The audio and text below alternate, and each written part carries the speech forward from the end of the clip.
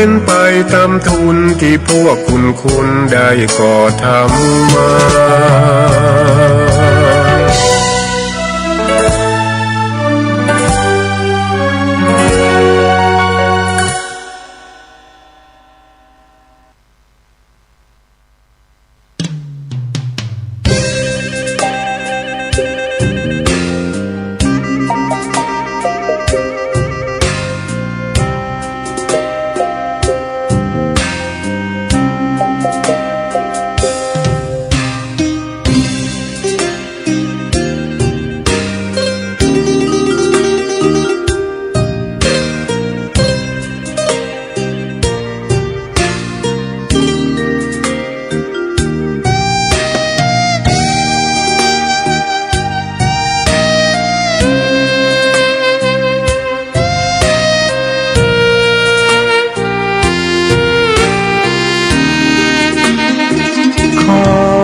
เปิดตำนา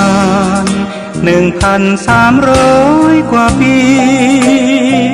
แม่จามเทวีสร้างพระเจดีย์ที่วัดดอยน้อย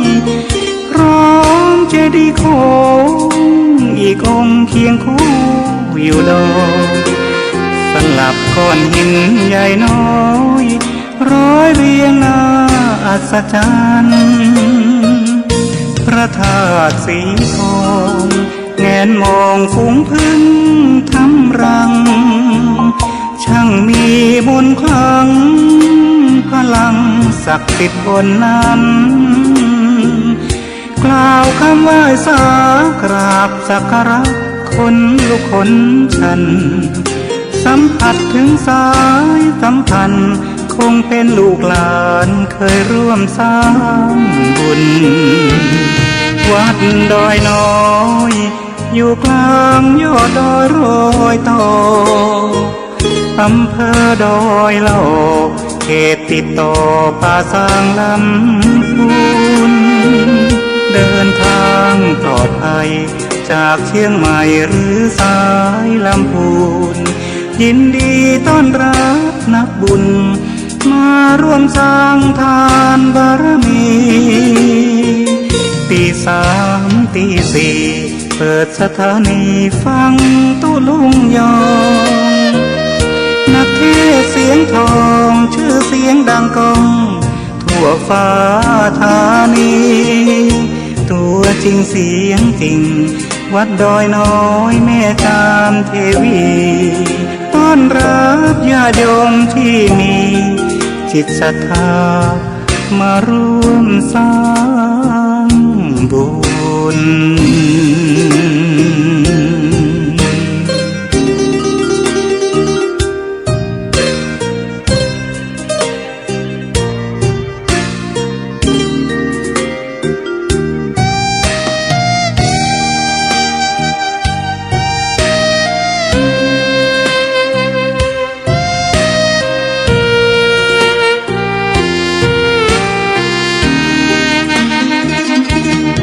วัดดอยน้อยอยู่กลางยอดดอยโรยต่ออำเภอดอยเหล่าเขตติดต่อป่าสางลำพูนเดินทางปลอดภัยจากเชียงใหม่หรือสายลำพูนยินดีต้อนรับนักบุญมาร่วมสร้างทานบารมีตี3 ตี 4เปิดสถานีฟังตุลุงยองนักเทศเสียงทองชื่อเสียงดังก้องทั่วฟ้าธานีตัวจริงเสียงจริงวัดดอยน้อยแม่จามเทวีต้อนรับญาติโยมที่มีจิตศรัทธามาร่วมสร้างบุญ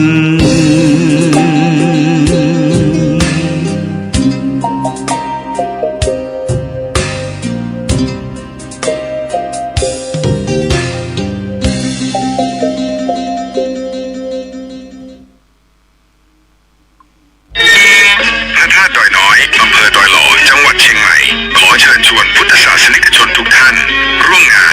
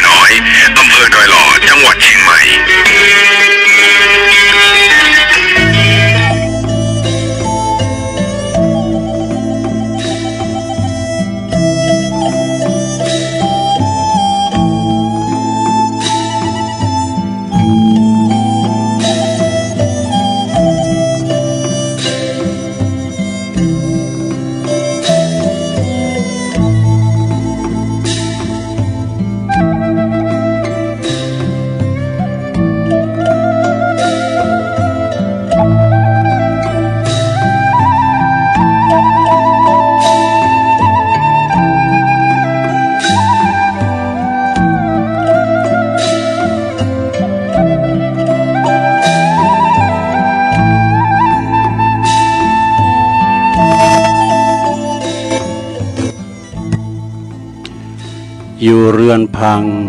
ยังดีไม่มีทุกข์ดีกว่าคุก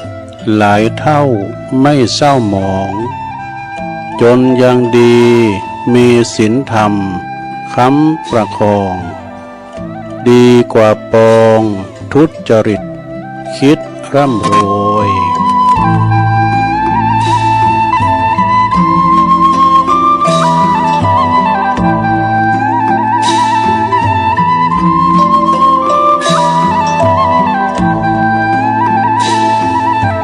ตื่นเจ้าขึ้นมาก่อนยิ้มแย้มแจ่มใสทุกโศกโลกภัยหายไปหมดสิ่งก็ขอความนอบน้อมแด่พระรัตนตรัยอันมีพระพุทธพระธรรมพระสงฆ์เป็นสรณะที่พึ่งขอกราบแนบไต่ไหวสาถวายความเคารพมายังครูบาอาจารย์พระมหาเถรานุเถระ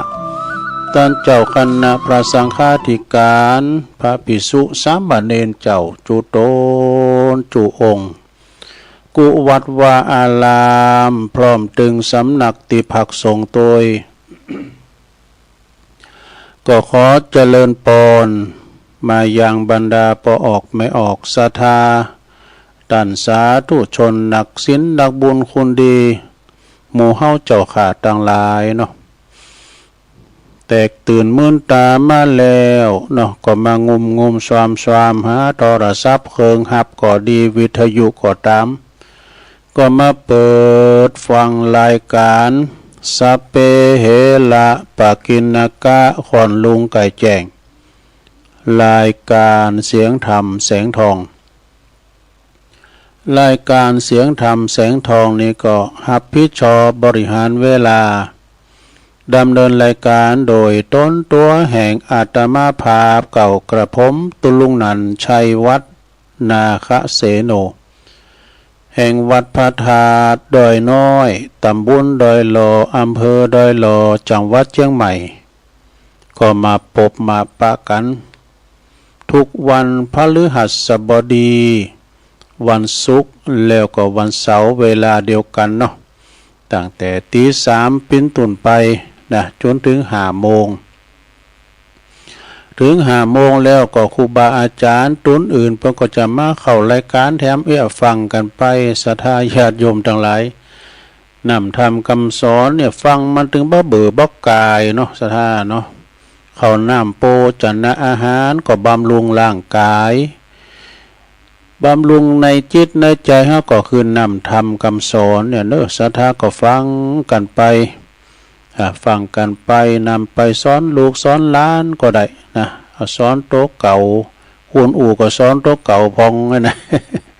ก็มาสาธยายซะนะทำถึงบทถึงเสียงนี่มันจะว่าตุลุงเขาว่าเอาใจก็มาจากในพระไตรปิฎกก็เป็นน้ำธรรมคำสอนขององค์พระสัมมาสัมพุทธเจ้าเนาะบอกว่าครูบาตุนได้นักเทศตุนได้พระสงฆ์องค์เจ้าตุนได้เปิ้นมาเทศมาสั่งมาสอนก่อนนำธรรมคำสอนมรดกธรรมนะมรดกธรรมเนาะศรัทธาญาติโยม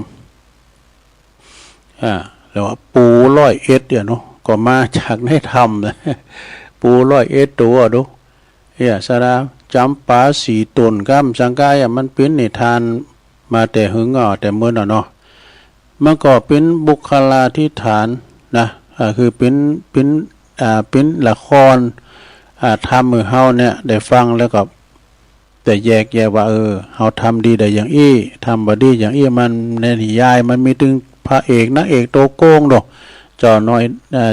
อยนอกุมารเนี่ยนะมีคุณมาคำมาเขนะซะนะฉะนั้นก็ฟังกันไปวันนี้ชงแรกตุลุงก็เอาเบ็ดตะเล็ดมาเนาะเราเอานิทานมาเล่าให้เลิงหนึ่งอีกแล้วก็ชงที่2ก็จะน้อมนำเอาธรรมบรรยายเนาะศรัทธา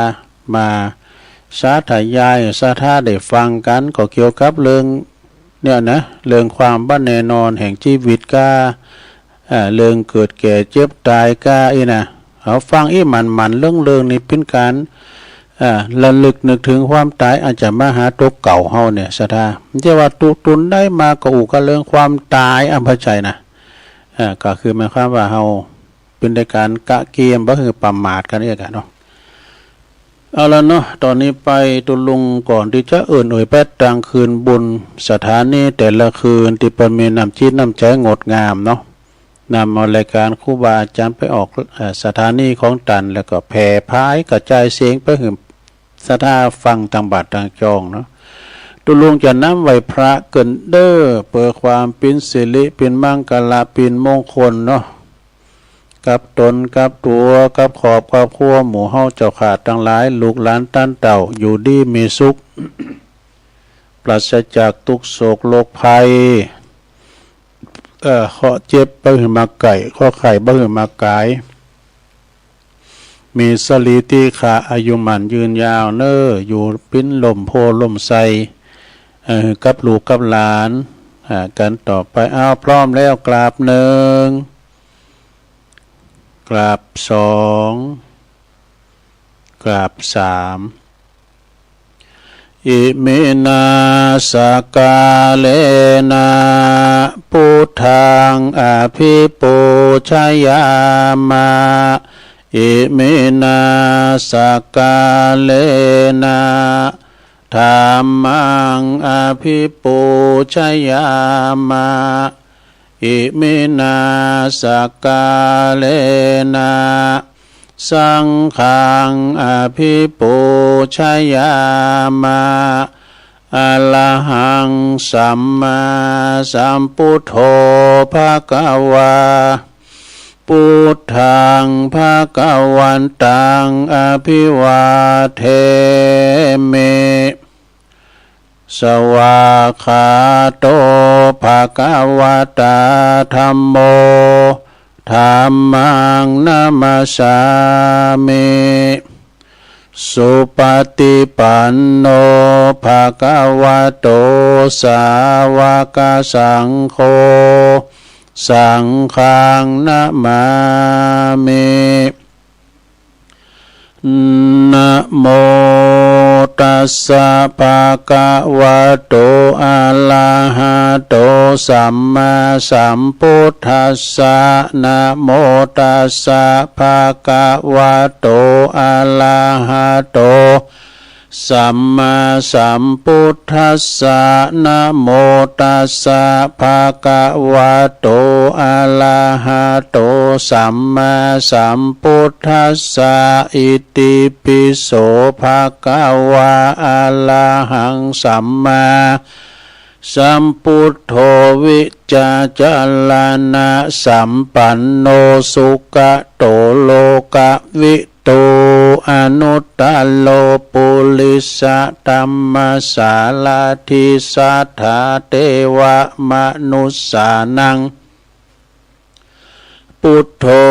ภะคะวะติสวากขาโตภะคะวะตาธัมโมสันติติโกอากาลิโกเอหิปัสสิโกโอปันนยิโกปัจจตังเวทิตาโปวินโยหิติสุปฏิปันโนภะคะวะโตสาวกสังโฆอุจจุปฏิปันโนภะคะวะโตสาวกสังโฆญายะปฏิปันโนภะคะวะโตสาวกสังโฆสามิจิปฏิปันโนภะคะวะโตสาวกสังโฆญาติตังจัตตาลิปุริสยุคานิอัฏฐปุริสปุคลาเอสะภะคะวะโตสาวกสังโฆอะหุนยโยปะหุนยโยตัคขินยโยอัญจัลลิกาลนิโยอนุตตลังปุญญเขตังโลกัสสาติ จายันโตโปธิยามุเลสกายานังนันทิวัตโนเอวังตวังวิจัยโยโหหิจัยยสุจัยยมังคะเลอัปปลาจิตตะปันลังเกสีเสปตาวิโปคะเลอภิเสเกสัพพพุทธานังอากาปโตปโมทาติสุนักกตังสุมังคลังสุปาภาตังสุโหติตังสุขโนสุโมโหโตจะสุยิทังพระมจาลิสุปัทขินังกายกัมมังวาจากัมมังปัทขินังปัทขินังมโนกัมมังปณิทิเตปัทขินาปัทขินานิกาตวานะละพันตัเถปัทขิเนสัพพิติโยวิวัจจันตุสัพพะโลกโควินาศตุมาเตภวัตวันตลายโยสุขีติขายุโกภวะอภิวาตานาสิลิสันนิจังวุตตาปัจจายโนจัตตาโลธรรมาวาทันติอายุวันโนสุขังปะลังเอาแล้วน้อศรัทธาญาติโยมต่างหลายตุลุงก็ปีนเก้าปีนโหนำสวดมนต์ไปปีนตีเรียบร้อยก็ขอคุณพระติตาไหลลัตนะผ่านเพวพระเกี่ยวเจ้าทั้งสามประการเนาะจงดลบันดาลมาปกป้องคุ้มครองรักษาพระพุทธศาสนาวัดวาอารามคงเกี่ยวทั้งสามมาปกป้องรักษาดูแลครูบาอาจารย์พระสงฆ์องค์สามเณรเจ้าอยู่กับวัดกับวาเนาะได้มาปินหนอเนิ่นนาบุญศรัทธาได้มาสักการะ มาปูชากับไหวทำบุญกันมาปินตุนเมตตาทำศาสนพิธีต่างๆเนาะทำสังฆกรรมก็มาปกสร้างห่างแป้งวัดวาอารามหือการกรุงลุงเลิงนะมาหือศีลหือปอนหือโอวาทก็ปออกไม่ออกศรัทธาเนาะวัดใดถ้ามีพระสงฆ์องค์เน้นหนักอีนะสวดโยโคห้องถึงวันก็แผ่เมตตาหือศรัทธาญาติโยมจุ่มเน้อยินใจเนาะปราศจากทุกโศกโรคภัยเน้อแล้วก็พอหลวงแม่หลวงก็ขอให้มีสุขภาพพลานามัยสมบูรณ์แข็งแรงเน้อปินลมโพลมใสของลูกหลานตานเต่าและตัวลงก็ขอปินกำลังอกกำลังใจอีปออีแม่ที่เดินเหินไปในตั้งใดก็บ่ใดก็เอาวิทยุเนี่ยเน้อปินกูปินกิ้มฟังกันไปเถอะปอบ้านแม่บ้านจะขับรถขับลาออกคุ้มออกโฮกก็ดีก็มีสติก่อนสตาร์ทรถมันหนักมันหลายก็ใจความระมัดระวังอย่าได้ประมาทเดินทางเขี้ยวขาดปลอดภัยทั้งขาไปทั้งขากลับเน้อเอาละตอนนี้ไปตุลุงก็จะเอ่ยไปตังคืนบุญสถานีแต่ละคืนเนาะที่เปิ้นมีบุญต่อโสตประสาทหูเฮา กันมีเปิ้นเฮาก็ไม่ได้ฟังสักน้อยตุลุงจะอุดีปานใดก็ตามไผตุเจ้าตุนใดพาเนนตุนใดจะเตะทำโหนปานใดก็ตามไอ้นะก็บัดถึงหูของท่านเด้อถ้าว่าเปิ้นมีรายสถานีหมู่นี้นะก็ต้องขอบคุณสถานีวิทยุในเครือข่ายที่เปิดรับสัญญาณรายการธรรมะภาคภาษายองก็ดีภาษาเมืองก็ดีแล้วก็ช่วงเวลาตั้งแต่ตี 3 ถึง 5 โมงเด้อขอบคุณ สถานีวิทยุคืนพระพุทธศาสนาการศึกษาและวัฒนธรรมของวัดฝายหินเนอร์ตำบลสุเตปอำเภอเมืองเชียงใหม่ FM 104.50 เมกะเฮิรตซ์ในเมตตาบารมีธรรมอาจารย์พระครูสมุวิศวัตวรกิจโจอันนี้เปิ่นพิ้นผู้อำนวยการสถานีคืนใหญ่คืนโลงเฮาแผ่พายกระจายเสียงไปกว้างเนอะแผ่วหลายดอยแผ่วหลายดอยปุ้นฉะนั้นก็ฟังกันไปองค์ขลงในเมืองขอบคุณสถานีวิทยุคณะสงฆ์อำเภอฝางตั้งอยู่ที่วัดพระพุทธบาทอุดมน้ำบ่อสาวาสำนักวิปัสสนาเนอ FM 100.25 เมกะเฮิรตซ์โดยเมตตาบารมีธรรมหลวงพ่อพระครูสุจิตานุรักษ์หลวงพ่อใหญ่เจ้าคณะอำเภอฝางเนาะขอบคุณตุปีจำเริญโชติธรรมโมเปิ้นได้ลิงสัญญาณไปแล้วพี่น้องตังไม่อายชัยประการฝางก็ฟังกันหนักกันหลายเนาะขอบคุณสถานีวิทยุแดนดินถิ่นล้านนาตั้งอยู่ที่บ้านฮงโงตำบลนำบ่อหลงอำเภอสันป่าตอง FM 103.50 เมกะเฮิรตซ์โดยคุณรุจิสมบัติเงาคำยันอสมด้วยสองเท่าเฝ้าลานเนาะก็แผ่ผายกระจายเสียงไปคืนนี้ดังมาปุ่นเด้อแพทุงสารดอนใจพุ่นนะขอบคุณสถานีวิทยุเสียงมนต์เสียงธรรมจากอำเภอแม่แจ่มจังหวัดเชียงใหม่วัดปู่ผาลามเนอะ FM 106.25 เมกะเฮิรตซ์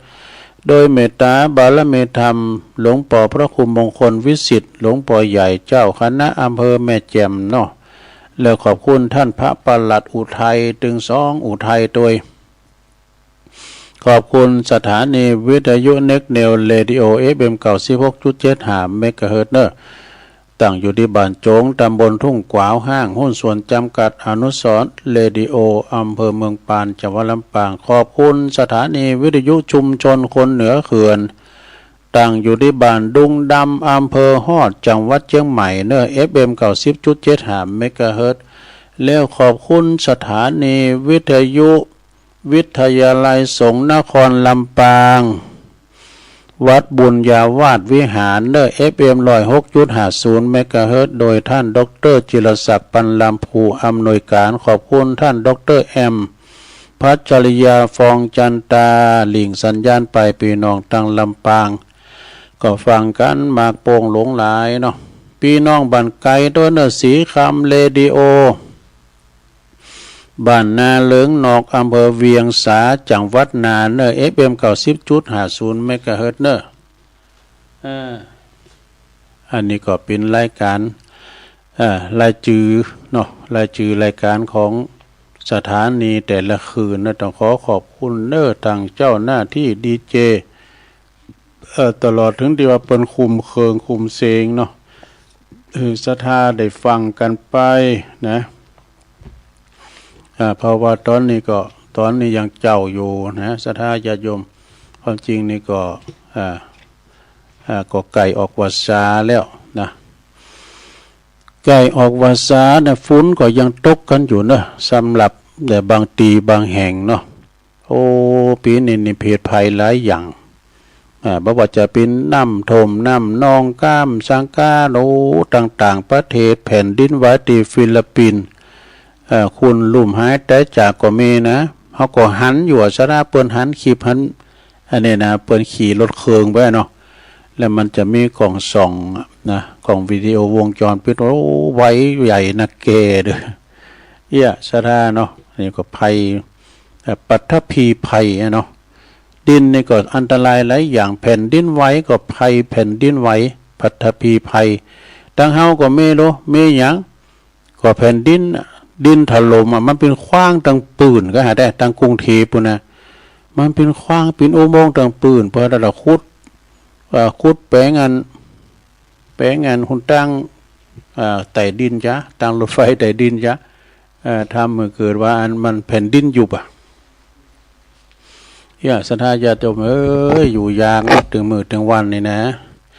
จะไปตีไหนตั้งใดก็ดีนะบ่ว่าจะปิ้นขับรถขับลาตามน้ำตาหุ่นตั้งรถติดกานี่สำเตือนในกรุงเทพเฮาจังหันขีบเนาะรถมันติดนี่คุณขับรถก็ทัดตะเขตเหมือนกันเด้อแต่ก็เต็กแก้ใส่กันสะดุ้งพองก้าแก่ลุ่มพองก้าเนี่ยลุกมาวางมวยกันถนนก็มีในสระเนาะคุณในโหในเวงเนี่ยนะแต่ไปไหนชั่วโมงเล็งโดนนี่มันบ่โดนสักกำเพราะว่ารถมันหนักมันหลายเนาะรถติดกาเนาะคุณจนเตก็เจ็บต้องก็จะไปเกิดลูกายนะมันว้ยหือซ้ำมันจ้ารถมันหนักเนาะสถานเนาะเฮาไม่รถเฮาก็มีเขตมันต้องได้ซื้อน้ำมันใส่รถเนาะเขาก็อยู่กับหอกับเพิ่นนี่ก็ศรัทธาญาติโยมเนาะเอาละตอนนี้เฮาก็มาอู่กันวันนี้มาปบมาปักกันก็ตรงกับวันที่3เนอะวันศุกร์ที่3ของเดือนตุลาคมพุทธศักราช2568มาเนี่ยแล้วเดือนตุลาออกมาแล้วเนอะศีลหน้านี่ก็จะออกวาสาแล้ววันที่7เป็นวันศีลนะเป็นวันศีลออกวาสาวันศีลหน้านี่วันที่7เป็นวันอันการบดีตอนเจ้าในตุลุงจะเอาทำอานิสงส์การออกวาสามาเตเนี่ยเนอะของแม่ใหม่ศรีวิชัยปูนป่าไผ่ก็หาเนาะเปิ้นตาลวันนี้แล้วก็ของหลวงปอมานิดเข้าตัวเองก็จะเตดวันที่7เนาะวันศีลที่7ก็วันออกวาสาพอดีนะตอนเจ้าบ่าย3 โมงตี 3เนาะสถาก็อดถาดาฟังกันไปเอาละตอนนี้ก็จะเอาตอนพิธีกรรมในวันพระตอนเจ้าในช่วงเวลาเข้าวาสานะแบบอันนี้แบบศาสนพิธีแบบวัดถาดคำนี่วัดถาดคำมันนี่ศรัทธาหูจักหมดเนาะเพราะว่าปฏิทินกาเนี่ยก็ออกมาจากวัดธาตุคำในเมตตาธรรมหลวงปู่พระครูอดุลศิลกิจนะอันนี้เป็นนักปราชญ์แห่งล้านนาเด้อคำนวณเวลาวันใดวันจุมวันฟูวันโหเล่งหมอนนี่นะมันจะมีหมดในหนังสือปฏิทินนะก็เปิ้นก็จะเขียนว่าเฮาไปวัดนี่เยี่ยมหยังพองจะมีขั้นตอนเป็นอย่างอันนี้แบบฉบับของวัดถาดคำก็มันก็คล้ายๆเหมือนกันหมดนะสระบางพองผมเคยไปวัดได้นะลองฟังว่าเด้อบางพองนะผมเคยไปวัดสักเตอลองฟังพอเปิ้นก็บอกว่าวันธรรมสวรรณะนี่วันธรรมสวรรณะนี่คือหมายถึงเป็นวันฟังธรรมวันฟังธรรมหรือว่าเฮาฮู้จักกันว่าวันพระเป็นวันแห่งการทำความดีเป็นการหือตานรักษาศีลฝึกสมาธิแล้วก็ฟังธรรมในเดือนหนึ่งนี่จะมีวันพระวันศีลอยู่4วันก็คือวันขึ้น8ค่ำเนาะออก8ค่ำออก15ค่ำเดือนปิงหรือว่าแฮม8ค่ำเดือนดับ15ค่ำหรือ14ค่ำนี่นะเป็นบางเดือนเนาะอย่าว่าเดือนดับหุนนี่นะแต่ตั้งภาคเหนือของเฮาเรียกว่าวันศีลเด้อวันพระก็ตามวันธรรมสวรรณะก็ตามบ้านเฮาเมืองเฮาล้านนาว่าโอ้วันศีลพวกเราแท้ไปศีลไปวันศีลแต่ไปวันศีลจะได้ไปกาดได้เฮ้ย วันศีลก็7วันก็มีตื่นเนี่ยนะสดาสัลละเวลาค่ำกันเนาะบ้านเฮาภาคเหนือล้านนาบอกเปิ้นว่าวันศีลซึ่งเจ้าพุทธเฮาเนี่ยนะมักนิยมทำบุญกันที่วัดกันจนนั้นเป็นประเพณีตลอดปีเนี่ยในวันนี้เมื่อมาถึงเนาะเมื่อว่ามาถึงวันนี้วันศีลแล้วก็จะไปตอนเจ้าเขาเข้าไปวัดแล้วก็ไปกราบพระเจ้าพระประธานในวิหารในศาลาก่อนเนาะเพิ่นจัดศาสนพิธีตั้งใดไปกราบพระนพธรรมไว้ก่อนอันดับแรกนะเช็ดแล้วก็มาใส่ขันแก้วตั้ง3ใส่ขันแก้วตั้ง3แปลว่าซื้อตุแปลว่าพุทโธอะระหังปุณ1ธัมโมอะระหังปุณ1สังโฆยติตังทั้งปุณ1นะ พุทโธอะระหังธัมโมปัจจตังสังโฆยติตังเนี่ยนะเป็นมี3ปุ่นเนาะใส่ขันศีลแถมนะใส่ขันเกี่ยวแล้วก็ใส่ขันศีลแล้วก็หรืออาจจะทำตามขั้นตอนแบบวัดธาตุคำดังต่อไปนี่เด้อนี่อันนี้สำหรับวัดธาตุคำนะสดานะหนึ่งแบบเป็นว่าคณะศรัทธาประชาชนมาพร้อมกันแล้วณวิหารของวัดก็จะมาใส่ขันแก้วตั้ง3ใส่ขันขอศีลใส่ขันน้ำตาลเนี่ยกะหรือว่าใส่ข้าวน้ำโปจนะอาหารข้าวซุกหรือใส่เตอเนี่ยใส่ข้าวน้ำกำกินก่อนใส่ขนมก็ใส่อาหารการกินใส่ในโก้เข่าปนหนึ่งจัดแปลงไว้ดูที่โก้เข่านะเลอไว้เพียงแต่ข้าวซุกเนี่ยข้าวซุกเนี่ยเป็นใส่บาตรดูแต่ว่าข้าวซุกเนี่ยใส่เตอเสร็จแล้วปออาจารย์หรือว่าตั้งปนหน่อยปนานตั้งหลายจะเปิ้นก็ประธานเนาะเชิญประธานประหลงก็ดีกำนันก็ดีมาจุดเทียนธูปบูชาพระรัตนตรัยเนี่ยในวันพระทรงหรือดูการเข้าวัดสาวัดเป็นตีละครั้งดอกถึงเวลาแล้วนะถึงเวลาก็จะตีละครั้งสัญญาณเวลาประมาณ7 โมงเลยเนาะพระภิกษุสามเณรศรัทธาประชาชนก็จะมาพร้อมกันพระเจ้าสวดมนต์ก่อนเนาะไหว้พระสวดมนต์ก่อนอันนี้เป็นข้อแรกนะข้อหนึ่งเนาะต่อไปนี่เป็นข้อที่2หลังจากไหว้พระสวดมนต์เสร็จสับเรียบร้อยตัวแทนนะตัวแทนก็จะยกขันแก้วตั้ง3มาถวายพระพุทธเจ้าประเคนขันขอศีล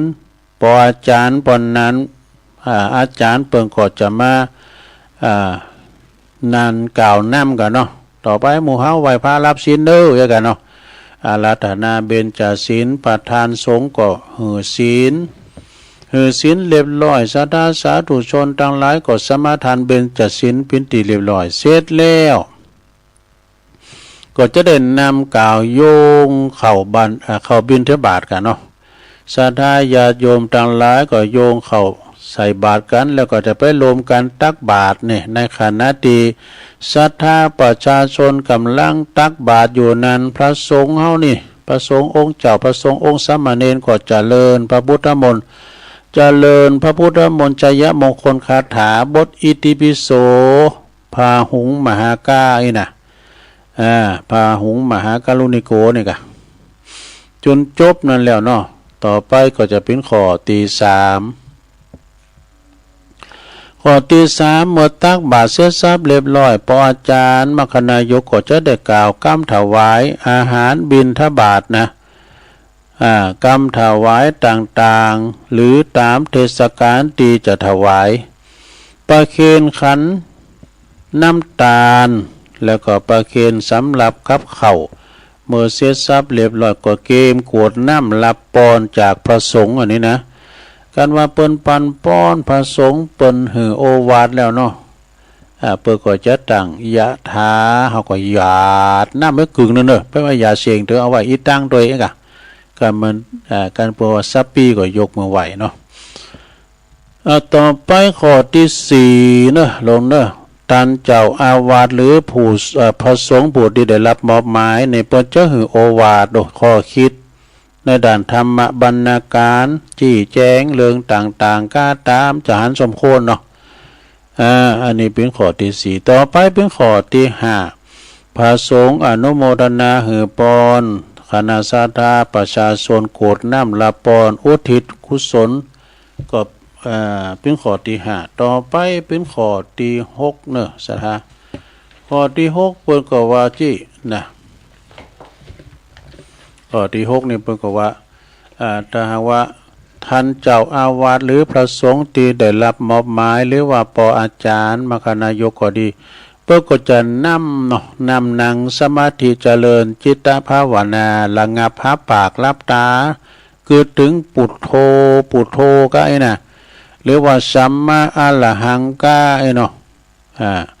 เสร็จสับเรียบร้อยก็จะแผ่เมตตาเนาะบทอิตังตานะกัมมังยังกินจิกุสลังแล้วก็ปุถโธมังกะละกาหรือว่า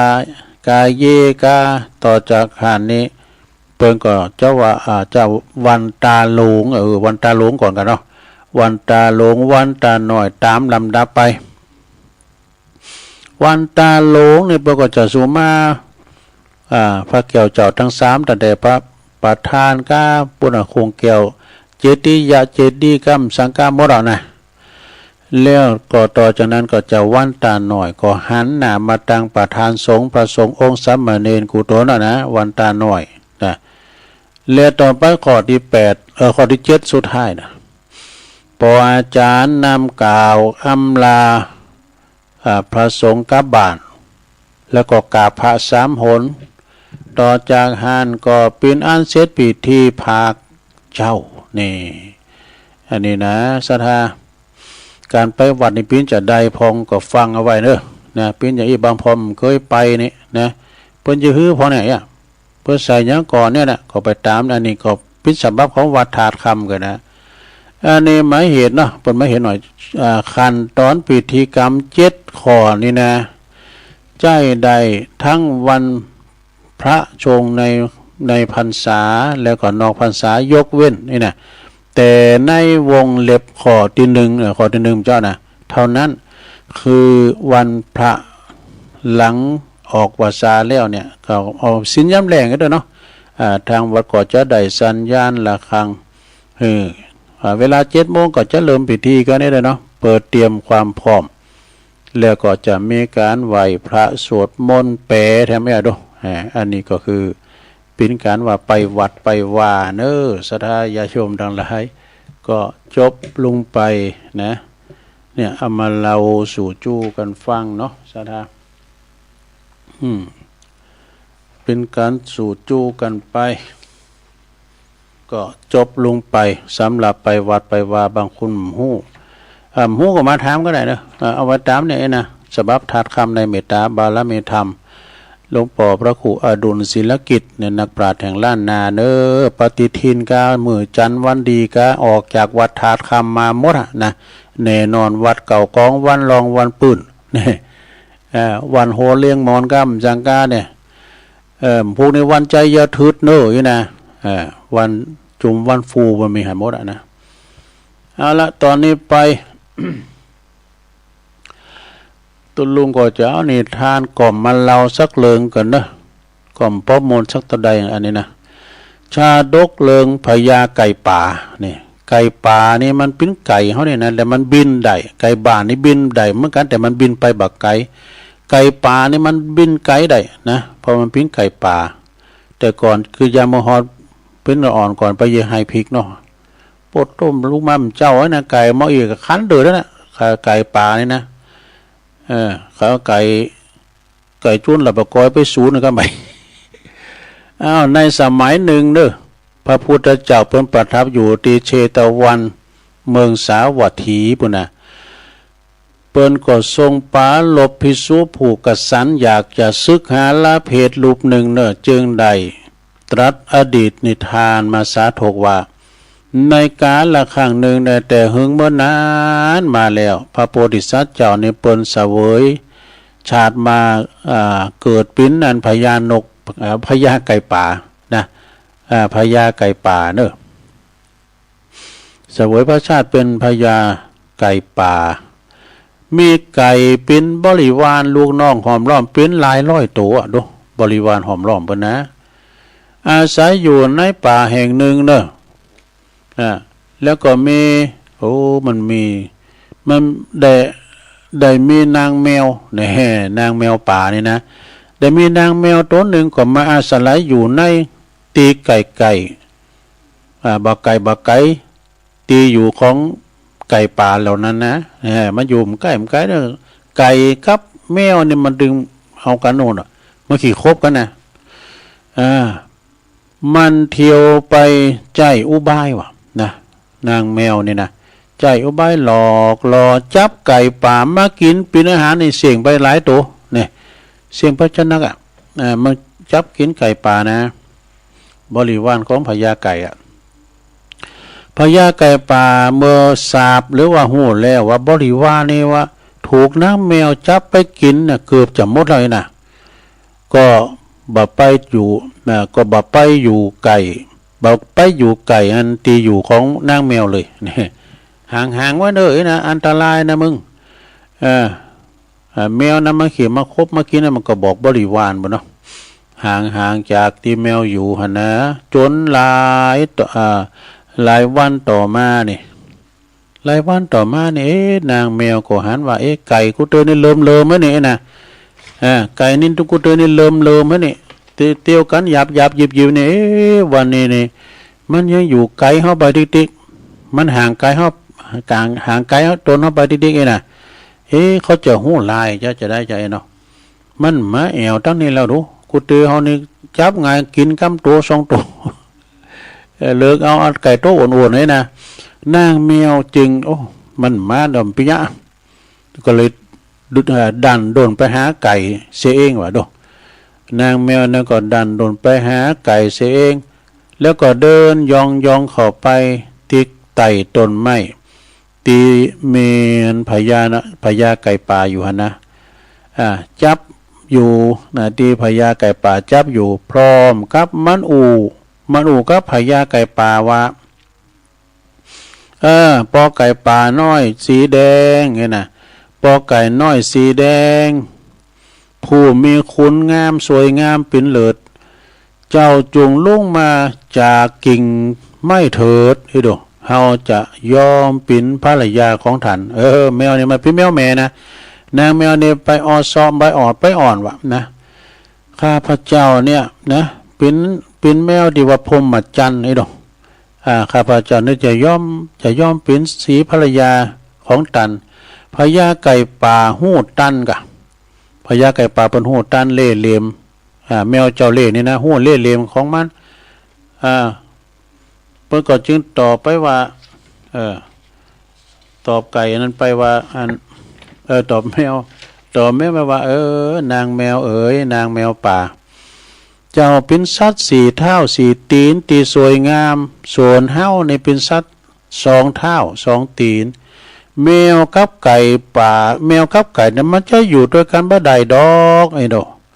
เจิญตันไปหาผู้อื่นมาเป็นสามีเถิดนะข้าพระเจ้าบ่ยอมแน่นอนเพราะมันต่างสัตว์ต่างโตเป็น4 เท้าข้าพระเจ้าเป็น2 เท้ากะนางแมวก็บ่ยอมลดละเนอะพยายามเก้กล่อมก็พยายามอ่อนเดี้ยๆนะปอไก่น้อยปอไก่โจนเหล่าปอกอยบ่ใจปอไก่น้อยฉันจะเป็นภรรยาคู่สวยงามผู้สวยงามแล้วก็เสียงของข้านี่ไพเราะจับใจเนื้อกันข้าพระเจ้าห้องนี่นะห้องเสียงจะไพเราะว่ะเปิดเจ้านี่เจ้าจะฮู้ว่าฉันเนี่ยเป็นภรรยาสวยพรหมจรรย์ที่สวยงามห้องเสียงไพเราะเมื่อเจ้าว่ะห้องเสียงไพเราะเมื่อเจ้าและเจ้าจะฮู้ว่าฉันเนี่ยเป็นสาวพรหมจรรย์ที่สวยงามและมีความสุขที่สุดเนี่ยพญาไก่ป่าก็จึงขู่ไปนะให้ก็แล้วดีก็แล้วขู่ไปขู่ไปนางแมวเจ้าจงไปเถอะไปมาอยู่กายนี่นางแมวเจ้ากินซากศพว่าดูเจ้ากินซากศพดื่มเลิศกินเลิศแล้วก็ไก่กินไก่บริวารของข้าไปแล้วจะหลาย10 ตัวนะจงไปเสียเถิดนะนางแมวเมื่อหูว่าพญาไก่ป่าเปิ้นบ่ลงกลนะแล้วก็จึงรีบหนีไปว่าแนางแมวเนี่ยนะรีบหนีไปอย่างผู้ผิดหวังแล้วก็มีความละอายว่าที่เปิ้นหูเต้นตัวเก่าบ่หูเต้นเล่ห์เหลี่ยมของตัวเก่าแล้วก็บ่กลับมาหากินแถวนั้นอีกเลยนี่พระพุทธองค์ก็ทรงตรัสนิทานจบแล้วก็ได้ตรัสพระคาถาว่าผู้ใดหู้เท่าทันเหตุที่เกิดขึ้นนี่นะผู้ใดหู้เท่าทันเหตุที่เกิดขึ้นโดยเฉพาะโดยฉับพลัน ผู้นั้นก็จะตกอยู่ในอำนาจของศัตรูเนอะนะถ้าหากว่าบ่ฮู้เท่าทันนี่นะผู้ใดบ่ฮู้เท่าทันเหตุที่เกิดขึ้นโดยฉับพลันนี่นะผู้นั้นก็จะตกอยู่ในอำนาจของศัตรูแล้วก็จะเดินรอดในภายหลังเลยนะส่วนว่าผู้ใดฮู้เท่าทันสิ่งที่มันเกิดขึ้นโดยฉับพลันผู้นั้นก็จะพ้นจากการเบียดเบียนของศัตรูเหมือนไก่พ้นจากนางแมวฉะนั้นนิทานเรื่องนี้ก็จบลงไปเปิ้นสอนให้ฮู้ว่าผู้มีปัญญาฮู้เท่าทันเหตุการณ์ยอมสามารถฮู้รักษาตนเองให้รอดได้จบซะละอันนี้นะซะละเป็นนิทานอันนี้เป็นนิทานเขียนนะเป็นเขียนมานี่นะก็เราสู่จูกันฟังเนาะศรัทธาญาติโยมทั้งหลายเป็นนิทาน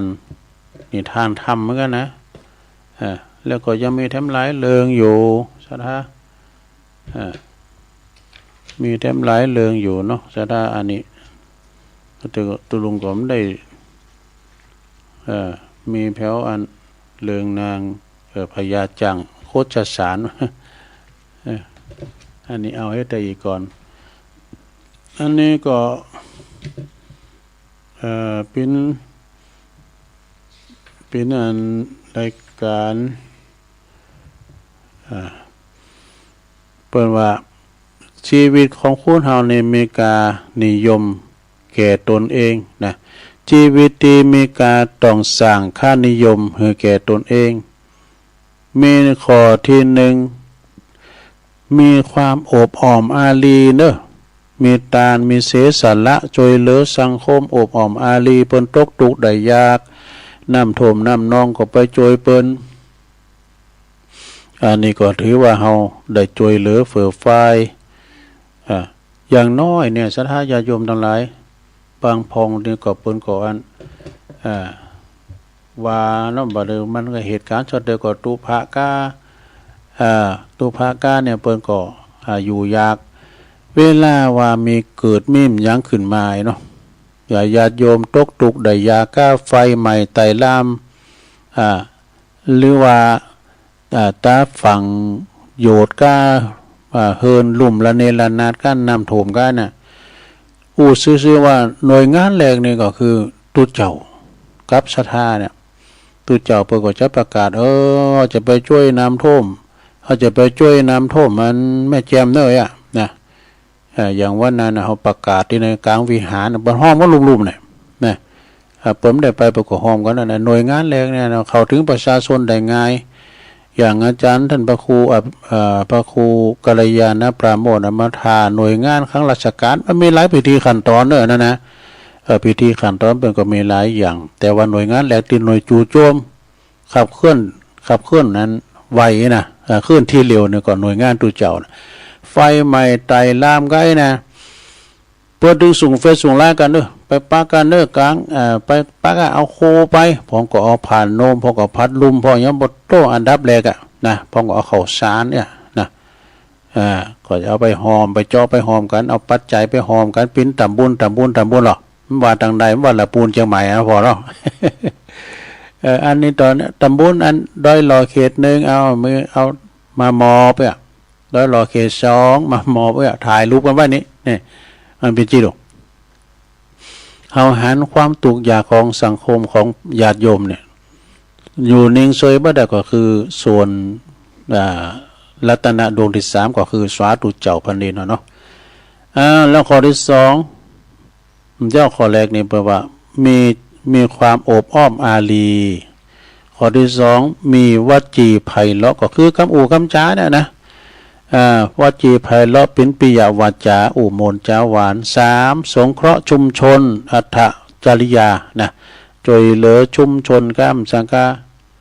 แล้วก็4วางตนให้เหมาะสมคือสมานตตานี่อันนี้นะมาเราสู่เสริมกันหน่อยก็ช่วยกันเนาะศรัทธาไผตกทุกข์ได้ยากก็ช่วยกันไปอันนี้ก็ถือว่าเฮาช่วยเหลือสังคมตุเจ้าพานายมันจะว่าอยู่ได้ปังเป่าอย่าอยู่อย่างซูนโยต้องอยู่จ โดยเจ้าบ้านเจ้าจองตัวเอกอะนะสาราญาติโยมทั้งหลายเนาะตึกนี้อย่างกันเนาะเดี๋ยวตุลุงจะหยอบหยั่งก็ได้ก็เดี๋ยวจะเตดน้ำเตดธรรมบรรยายเนอศรัทธาญาติโยมทั้งหลายจะเป็นธรรมะปัญอันนี้ไม่ได้เอาตัวนี้เนี่ยเอาตุลุงก็ขาดเวลาไปมื้อก็เดี๋ยวเอารอบสองก็ได้ก็เตือนเหลืออยู่ก็เนาะมันอันนี้นะ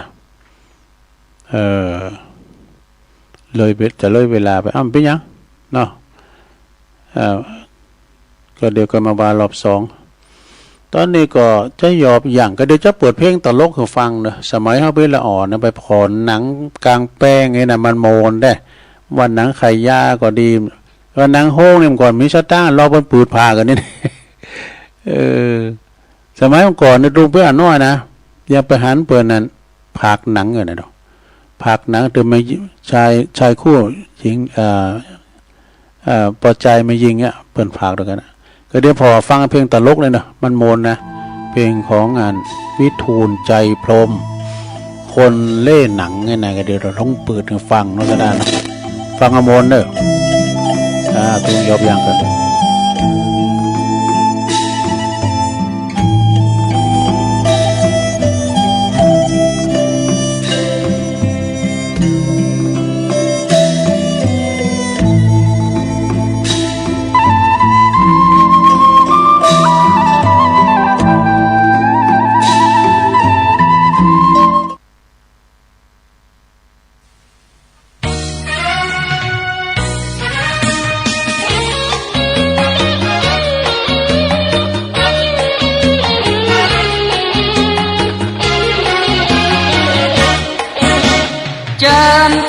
ขอเชิญมิตรผู้เจริญเจริญต้องยิ่งตึงใจมาดูนางจอใหญ่หากพี่ชายไปสีสยองยอหน่วยบริการหน่วยนี้ใช้หนังดีๆบะมีโคตรโกหนังใหม่ชายพร้อมโรงให้บ้านได้ชมระวังจะสวย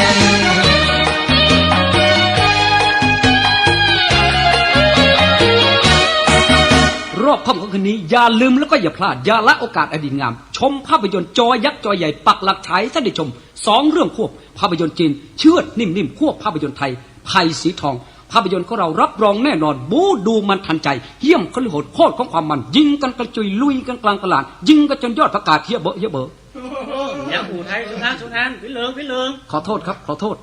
อย่าชมคืนนี้8 ทุ่มตรงณสถานที่ว่างข้างป่าเหี้ยวบ้านเฮา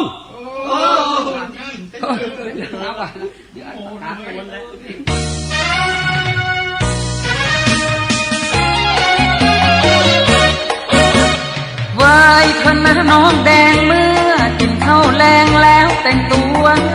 แจ่มจวนน้องจอยน้องแมมน้องจันแรมและพ่อมันด้วยจูงมือลูกมือหลานซื้อบัตรผ่านเข้ามาโวยใจและคนสวยเอาบัตรให้ตัวยแล้วเลือกนั่งเอง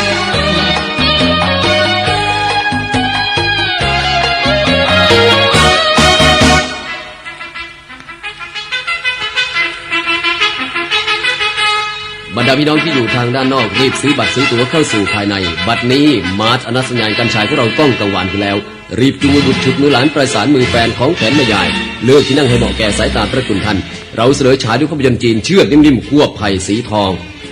โคสุกอย่าได้ครับประกาศอย่างนี้คนเขาบ่เขาโอ้เล่นผมประกาศยังได้ครับคนโยมเป็นศาสตร์นิยมมาอู่ไทยเขาบ่หุมอ๋อไอ้ต้องประกาศให้ผมกังอ๋อมาเขาจะประกาศเขาเป็นคนโยมเขาหูดีโหล1 2 3โหล1 2 3พ่อแม่พี่น้องบ้านเฮามาพอหนังกันมวนหนังจีนโขบหนังไทยปาดโน่นโขบไม่สังคำพี่น้องบ้านเฮาไผมาก่อนได้นางหน้าไผมาจ้าได้นางหลังไผมาทีหลังได้อย่างแย่มาพี่น้องบ้านเฮาโหไผเมมันซื้อบัตรคนละใบเพิ่นจะสายแล้วปาดโน่นโขบไม่สังคำโอ้แต่โอ้คนเข้าลูกๆด่ะนั่นก็เจอเฮาดูใช้เลยใช้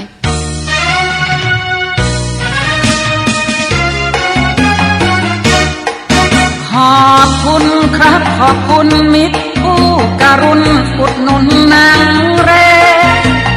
ผมหนุ่มน้อยมาเทแต่ไรเสน่ห์อาสาภาพขอบคุณแหมครั้งวันหน้าวันหลังจะนำนางเต็งคืนนี้จะเริ่มบรรเลงเพื่อความคลื้นแคลงจนท่านชมเลย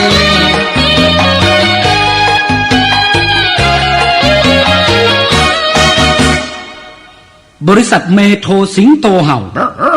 เจ้าเก่าเสนอกระผมกลมๆเป็นพุทธศิแลนเป็นผู้ภาควันนี้ภาคเดียวอีเบี้ยวไม่มาณดินแดนอันไกลโพ้นลุ่มแม่น้ำแยงสีเกียงเป็นการนัดพบขนมสาวคู่หนึ่งแม่นางข้ารักแม่นาง รักแม่ข้าแล้วไปบอกให้ข้าทำไมก็ต้องไปบอกแม่ข้านนสิ โอ้ภาคหนังขึ้นเรืองเสียงไม่จริงไม่เสียงกระเทยไปดิ โธ่แม่นางไม่เห็นใจข้าเหรอ โอ้ภาคขึ้นเรืองหนังผู้พูดอากาศหมูเฮาลุงจอเอาวางเดี๋ยวครับขอโทษนะครับคนเฮามันมีการผิดพลาดได้นะครับ แต่ผมบ่เชื่อว่าเหตุการณ์ที่ขว้างกันขึ้นครั้งเนี้ยผมบ่เชื่อว่าจะเป็นพี่น้องบ้านเฮาขว้างแม่นก็ครับบ้านนี้จะบ้านนี้จะบ้านไหนบ้านนี้เอาละครับถ้าเป็นพี่น้องบ้านเฮาแต่ผมก็บ่สามารถที่จะจับมือไผ่โดมได้นะครับใครโดมมาโดมเมืองทีผู้เจ้าตีดอนตองถ้าอันก็ขอบคุณครับสวัสดีครับ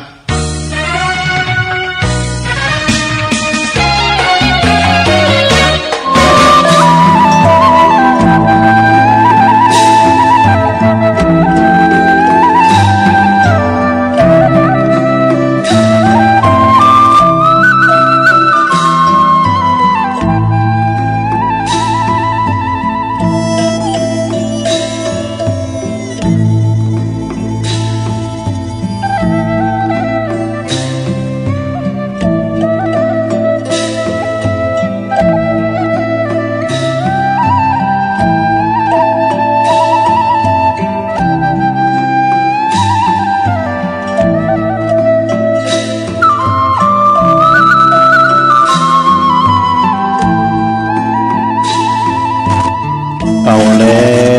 วศรัทธาญาติโยมทั้งหลายตุลุงก็พักเบรกพักครึ่ง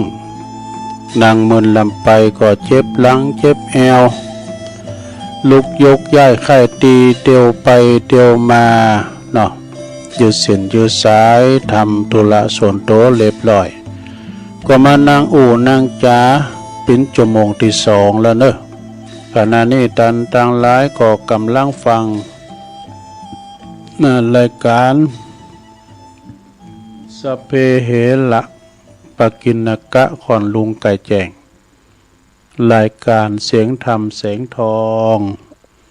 ดำเนินรายการโดยตุลุงยองมานั่งนั่งจากันในชั่วโมงที่2ขณะนี้เวลาก็ตี3กับตี4กับ3 นาทีตี3กับตี4กับ4 นาทีอันนั้นปิดเครื่องปิดแล้วเนาะเตมันก็โม่ปิดละปิดเพลงตี3ตี4กับ3 นาทีเนอะสารา4 โมงกับ3 นาทีลุกกันมาพองแล้วบมาบางพองในเปิ่นปิ้นปอกาดในขายเพื่อกดตื่นแต่เจ้าจะเกมโตไปซื้อโคซื้อกาดเอามาขายกาดบ้านเฮาควรเฮากินกับกาดเนาะตึงมือตึงวันจากนั้นก็สัมมาอาชีโวเนาะก็ทำมากาขายไล่ลงว่าวันพุกนี่เป็นวันเสาร์ศรัทธาตัวลงก็ปกติเนาะกิจกรรมยกวัดมาบ้าน ก็จะมีกิจกรรมยกวัดมาบ้านนะวันพุกนี่ก็ตามปกติไก่ออกวาษาแล้วเนาะแต่ว่าไม่ได้ไปวัดเฮาก็มาเอกเอาศีลเอาปอนกันตีในวิทยุในคืนน่ะ เรียกว่าฟังธรรม3 คืนเรียกว่าไปวัด3 คืนตูลุงก็จะเอาศีลเอาปอนมาปั้นเนี่ยกันนะสนาเนาะปั้นศีลปั้นปอนกันไป ตอนนี้ไปเอาสดาญาโยมตุลุงก่อนน้อมนำเอาพระธรรมบรรยายอันนี้ก็เป็นธรรมบรรยายเกี่ยวกับเนี่ยกะเอามาเกิดถึงความตายสบายนักนี่นะเพราะว่ามรณสติเพิ่นว่าตายบ่อินดูเหมือนงูหลอกขาบนี่มันเป็นจะใดนะก็ลองฟังเป็นเด้อธรรมบรรยายนะสดาญาโยมทั้งหลายต่างนะโมให้3 รอบกันเด้อนะโมตัสสะภะคะวะโตอะระหะโตสัมมาสัมพุทธัสสะนะโมตัสสะภะคะวะโตอะระหะโตสัมมาสัมพุทธัสสะนะโมตัสสะภะคะวะโตอะระหะโตสัมมาสัมพุทธัสสะสัพเพสัตตามรณสันติมรณังตัมหิชีวิตันติก็ณโอกาสบัดนี้อาตมาภาพก็จักได้แสดงพระธรรมเทศนาเน้อ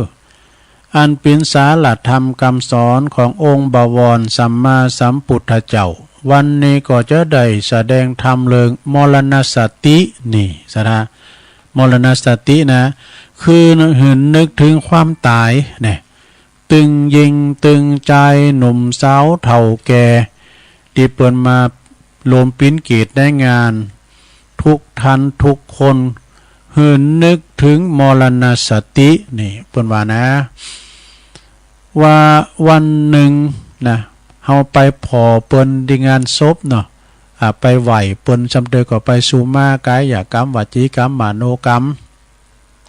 เปิ้นนอนยาวเหยียดอยู่ในโรงทองแต่ว่าวันใดวันหนึ่งนะสะดำจะคำอายุว่าเปิ้นว่าโตเฮาก็จะได้ไปนอนอย่างอันเหมือนกันเป็นตีแน่นอนเนี่ยลุ่มหายใจจากกันไปและการน้อมระลึกนึกถึงความตายนี่คือความจริงนี่คือความตายรู้เนาะก็เราได้ความจริงมี4อย่างเกิดแก่เจ็บตายจบเนาะเกิดแก่เจ็บตายนี่มันแน่นอนเกิดนี่เขาก็มีอยู่แก่ก็มีมาเจ็บก็มีมาตายก็มีมาอันนี้เป็นสัจธรรมความจริงเนอะเปิดปินอุบายคลายบรรเทาเสียซึ่งความวิปโยคโศกเศร้าเสียใจเนอะอันเกิดจากการได้ปัดภาคจากกันไปนะวันหนึ่งเนาะสราญาโยมทั้งหลายอยู่รวมหอโดยการประว่าร่วมหอลงเลยเนาะก่อนนะเป็นว่าโพจากเมจากโพปอจากลูกจากปอจากแม่ปีจากน้องจากปีนะคนที่เขารบนับถือก็จากไปเวลาเปิ้นลุ่มหายใจจากแล้วเนี่ยสราญาโยมทั้งหลายว่าปอมว่าแม่ตาลเปิ้นเนาะตานขันเขายิงบาเดียวนี่ปวดโตบาเดียวนี่จ่ายย่อมผีบานเปิ้นปดหลอกเนอซะท่ามันจะต้องบั่นเฮาเมืองมนุษย์จะปดหลอกเดิมไปประมาทกาดจะไปตกพยาอินเอิญจ่ายย่อมผีบานเนี่ยนะเปิ้นปดหลอกเปิ้นไข่มตูหมอนนะ6ตั้งแต่เดิน12ออกมาแล้วพยาต้านขันเข่าขันน้ำไปหายาติกาวงศาปอแม่อย่างติตุลุงเตทำเปตะพรีวันนั้นเนาะเพศปู่ยาตายายก่อนเล่นไปหาลูกหลานเพศลูกหลานก่อนเล่นไปหาอันปินตาปินยายเพศโผก่อนเล่นไปหาเพศไม่เมมตายโดยสมมติเพศโผก่อนเล่นไปหาเมเก่าเพศเมก็เล่นไปหาโผมันเสาะหาของกินของทานไปแผ่วในวิหารโบสถ์ไปหาคุณหาแผ่วกุฏิผมว่าดูโอ้อีว่าไผว่าผีมเข้าวัดเข้านะซะนะตาลเขาเข้านอกวัดพูดมันตายมันดีมงามไผว่าเข้าได้หมดแหละขณะตู้เจ้าฟังสวดปฏิโมกข์บทอึกพินว่าผีเข้าตู้เจ้าได้ย่างกลางหาวเนาะไปเอาย่างเกินอันเดียวก่อนผีเข้าตู้เจ้า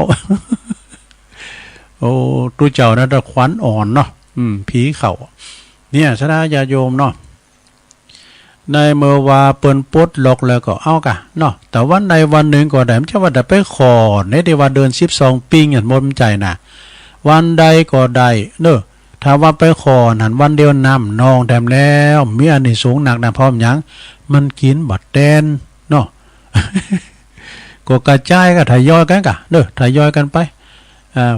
กันมาสัก3ขัน4ขันนี่พอดีเลยตู้เจ้าบ่เดียวมันจะไม่หลายศรัทธาวัดไหนก็ตุน2ตุน3ตรงก็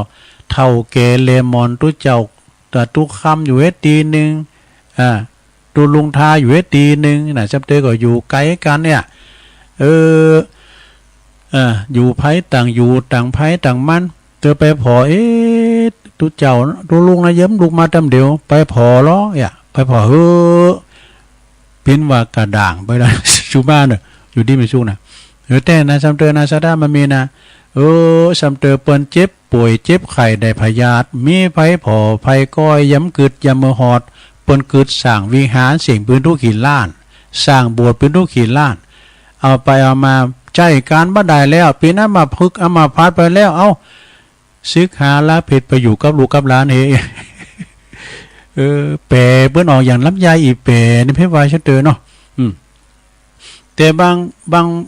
างหมู่บ้านนี่เปิ้นก็ดีเปิ้นเก็บสตางค์เจ้าบ้านเนาะเวลาสุมาเนาะตุเจ้าเปิ้นอำมาพึกอำมาพาดช่วยเหลือโตเก่าบ่ได้เปิ้นจ้างคุณเฝ้าดูเปิ้นจ้างคุณเฝ้าดูอุ้มลูกปุ๊กนอนซักผ้ายีสีผ้าเยียวเปิ้นก็ได้บุญโดยนี่ศรัทธาเกิดยามหอดเปิ้นบวชมาแต่เมื่อน้อยแล้วเปิ้นมาเกิดวัดสร้างวาเนาะขุดน้ำบ่อก่อศาลาแปลงกำแปลงวิหารเสียงเป็นทุจักขีล้านนะเวลาเปิ้นเฒ่าแก่เลมอนมาเปิ้นเกิดว่าเปิ้นตกเปิ้นตาวเปิ้นวูบในห้องน้ำก้าเปิ้นอำมาพึกอำมาพาดก็เอากะแล้วนี่ก็เป็นอัตติของเฮานี่เนาะคือยามมื้อฮอดเปิ้นเกิดเปิ้นสร้างนี่น่ะอัตติอื่นพูดมันจะบ้านเฮานี่หรอถึงไหนฉะนั้นจึงได้นำมาธรรมกรรมสอนมาฉลองศรัทธาจะได้ประดับสติปัญญาแก่บรรดาศรัทธาสาธุชนแล้วก็เจ้าภาพพอสมควรแก่เวลาสืบเนื่องมาจากว่าศรัทธาเฮาต่อขาทั้งหลายพร้อมกับญาติพี่น้องก็มานั่งแวดล้อมพร้อมหน้ากันเปิดทำบุญอุทิศแผ่กุศลน้าบุญไปหาเนาะสมมติว่าอันนี้เปิ้นตายเนี่ยสมมติว่าปอตุลุงตายเนาะก็ว่าปอเปิ้นก็ขึ้นเปิ้นจะด่ามันก็เอาปอตัวเก่าเนี่ยเปิ้นถึงตายบ่ล่ะ เนาะสมมติว่าอีปอตายเนาะมรณะกรรมวายไปสู่ปรโลกไปหน้าฟูงหมู่อยู่เบื้องหลังเนาะก็คือตึงแสดงความกตัญญูกตเวทิตาธรรมแก่ตันจึงได้จัดให้มีการฟังเทศน์ฟังธรรมอันเป็นส่วนธรรมสวรรณไมยนะบุญไปถึงจิตตะดวงวิญญาณของผู้ลงลับดับขันไปแล้วนั้นนะก็จัดว่าเป็นการแสดงออกซึ่งความกตัญญูต่อผู้จากไปเนอะนะเป็นเครื่องหมายของคุณดีเจ้าภาพแล้วก็คุณงามความดีของผู้ที่ลงลับดับขันไปนะคุณมันมี2อย่างเนี่ยลงเนี่ยสมมติว่าคุณที่เปิ้นตายดีเนาะคือว่ายามเมื่อเปิ้นตายเปิ้นสร้างบุญสร้างกุศลบริจาคเตตันแปลงวัดแปลงว่ากันตายปุ๊บเป็นที่เสียดายเปิ้นได้เปิ้นกำลังเปิ้นกินเปิ้นทานก่อนคือยามเมื่อฮอดเปิ้นเป็นเก้าเป็นกันเกิดวิหารหน่อยอันนี้เป็นคุณตั้งสายดีเนาะนะอันนี้เป็นนั่นตั้งสายบุญสมมติว่าอันคุณนั้นเดี๋ยวมันทำบดีเนาะไปจี่ไปป่นไปตบปอตีแม่ก้ามยังไงน่ะมีไผอินดูเนาะอันไปคุณอย่างนู้นเนาะสายบุญสายบาปแล้วสายดำสายขาว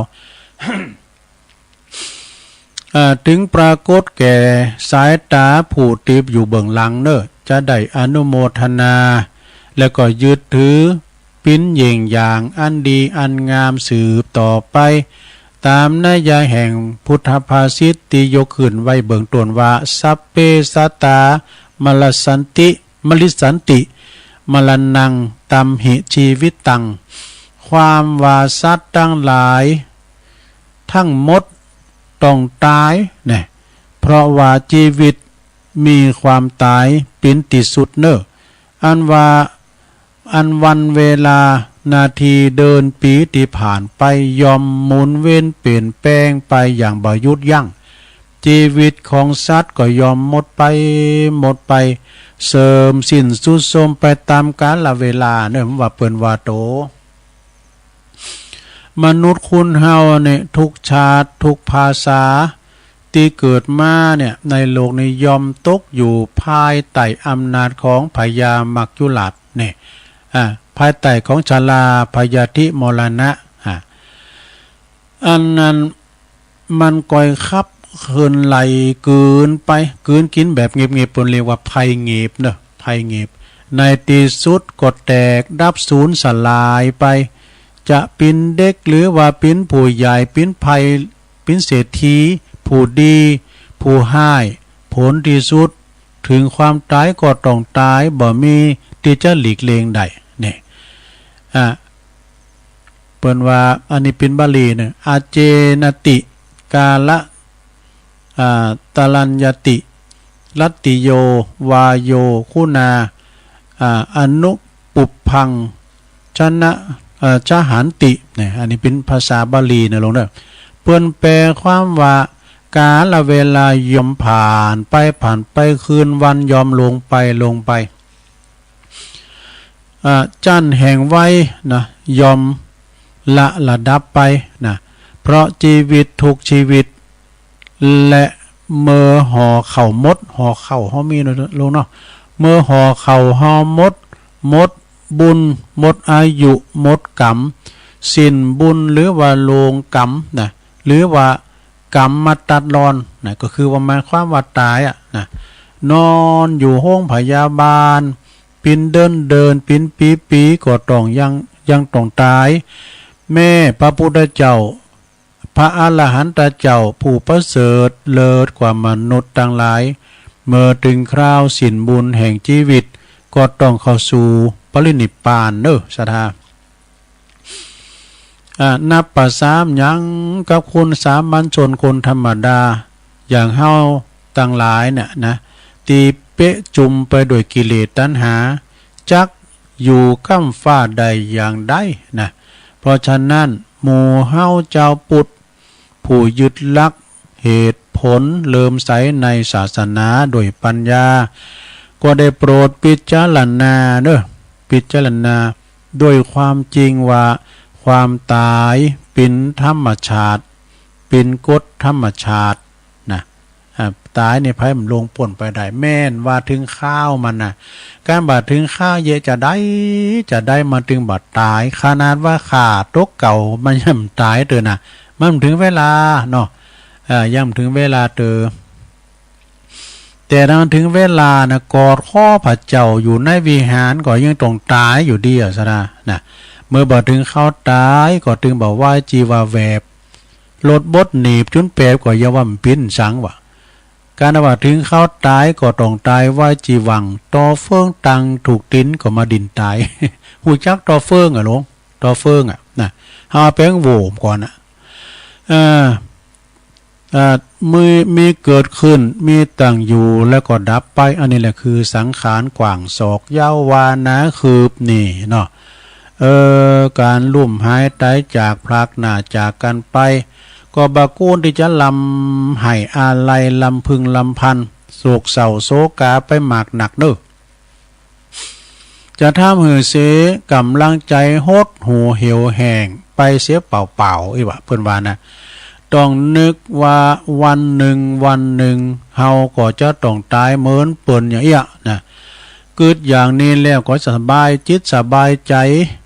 แล้วเกิดสลดสังเวชรีบสร้างคุณงามความดีเนอะเมื่อยังมีชีวิตอยู่มันเกิดอยู่อย่างคือคนส่วนมากทีเดียวยามเมื่ออยู่ดีกินได้นี่นะอยู่ดีมีแหงก็จะบ่มีเวลานึกถึงความตายต่อใดประเภทนี่พอความตายมาถึงก็จะตุกโศกโสมนัสสะโทมนัสสะมากกว่าคนที่กึดถึงความตายอยู่ เนื่องเนาะเนี่ยมีเฮาเจ้าปูดต่างหลายเกมตัวเกมใจไว้อันเป็นตั้งที่บัประมาทกาแต่บัดอันขาดสตินะบัเป็นคนประมาทขาดสติดังมีเลิงทำมีกะอุบาสกอันนี้เคยเล่าแล้วนะได้ยินครูบาเล่าแล้วนะเปิ้นมีในธรรมแม่นเด้อสถานเด้อทำมีกะอุบาสกเนี่ยเปิ้นผู้ที่มีความเหลื่อมใสในพระพุทธศาสนาเปิ้นมีศีลห้าอยู่เป็นนิดเนอะมีศีลห้าอยู่เป็นนิดอันนี้ขอแชร์แค่หน่อยเนาะอันวันนั้นตุลุงก็ได้ไปเจริญพระพุทธมนต์สืบจัตตาปครูสมบูรณ์กันทับป่าหลังจากเจริญพระพุทธมนต์สืบจัตตาพรมนามพระพุทธมนต์ปครูอยู่ดีมีสุขแล้วเปิ้นก็อันสาตุเจ้าตั้งแต่ครูบาตุนเก้าถึงตุนปลายธรรมะนะ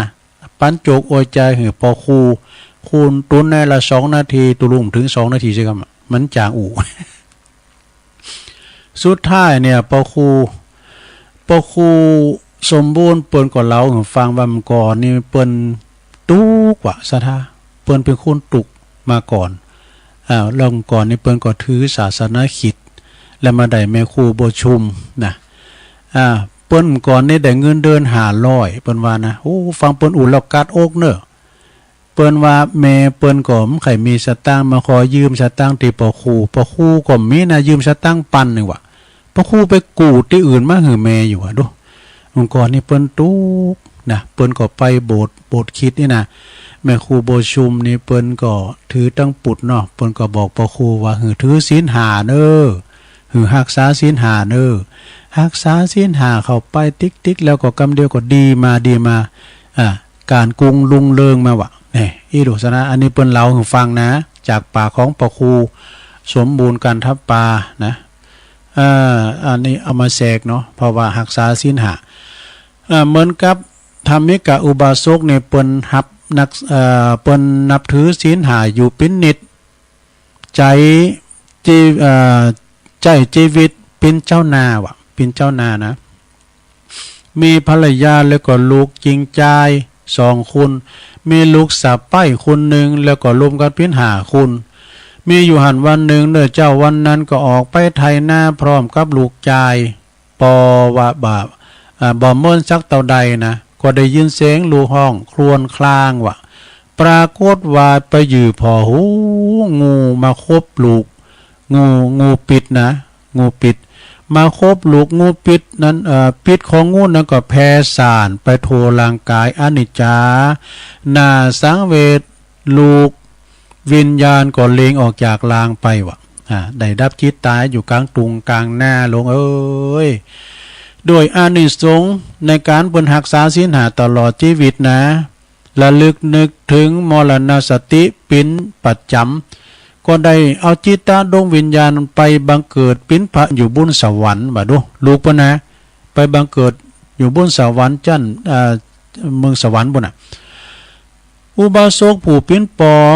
พอลูกตั้งแต่เท้าถึงตีนโอ้ไปไหวมันได้ว่าสุมาเนี่ยกูบ่รู้อูกะตั้งแต่เท้าถึงโหตั้งแต่โหถึงเท้าแสนเดชจะหักอะไรลำพึงว่าเมื่อก่อนอย่าเมื่อเปิ้นมีชีวิตอยู่เปิ้นก็เป็นลูกเฮาบัดนี้เขาตายไปเห็นแล้วมันก็เป็นไปตามวัฏจักรวนเวียนว่ายไปมาอยู่ในวัฏสงสารอย่างนี้บ่เตงหนอสังขารอีวะแล้วธรรมะอุบาสกเปิ้นก็ไปไถนาต่อวะเหมือนบ่มีเหตุการณ์ยังเกิดขึ้นนางผู้ปิ้นแม่เอาข้าวปลาอาหารไปส่งให้สามีก็มาหันลูกตายกลายเป็นศพ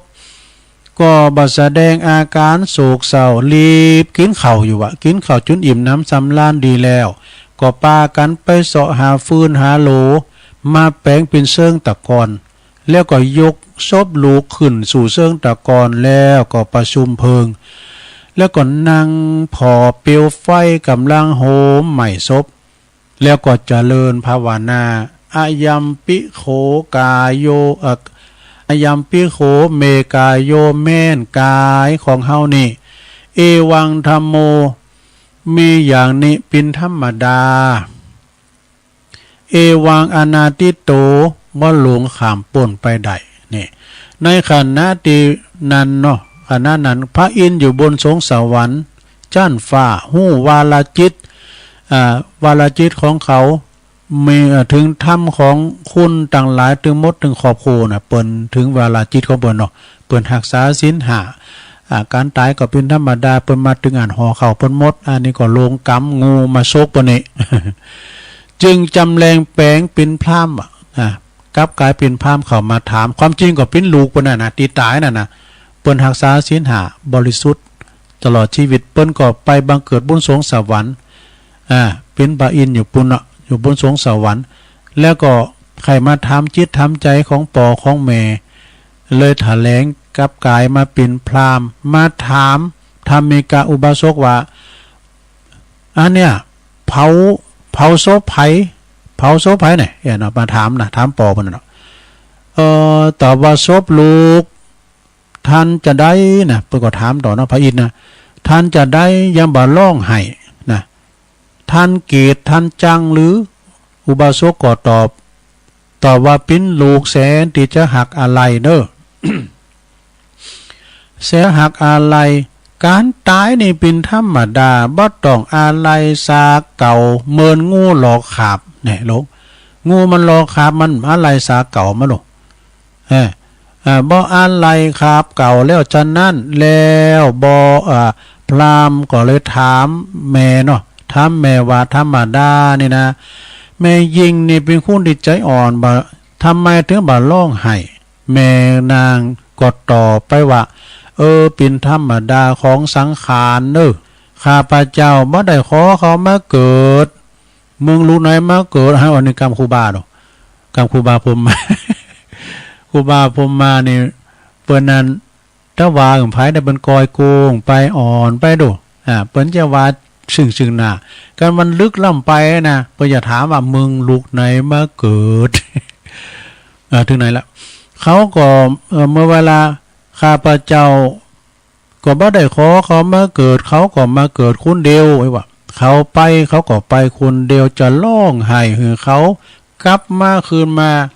ก็มันก็บ่มีพราหมณ์ได้ยินฟังอย่างนั้นแล้วก็อนุโมทนาสาธุคนที่3ที่4ที่5ก็ตอบแง่ธรรมะเหมือนกันหมดหลวงเอ้ยโดยเฉพาะภรรยาของผู้ตายนะตอบพราหมณ์ว่าการที่ร้องไห้หาคนตายเพราะว่าหันว่าคนที่ตายไปแล้วเขาจะร้องไห้กี่วันกี่เดือนมันก็ถึงว่าฟื้นคืนมาว่าก็เหมือนกับละอ่อนน้อยเนาะละอ่อนที่มันไห้เอาเดินเอาดาวในบุญต้องฟ้าชั้นนั่นนี่อันนี้นะนี่เมเก่าเป็นว่านะแล้วก็ตาสีนี่ขาดใจปะเนาะตาสีขาดใจตอบว่าคุณเฮาเมื่อรูปนามขันหาแตกดับไปแล้วจากกับเหมือนเก่านั้นบ่มีเหมือนภาชนะหมอดินเมื่อมันแตกสลายแล้ว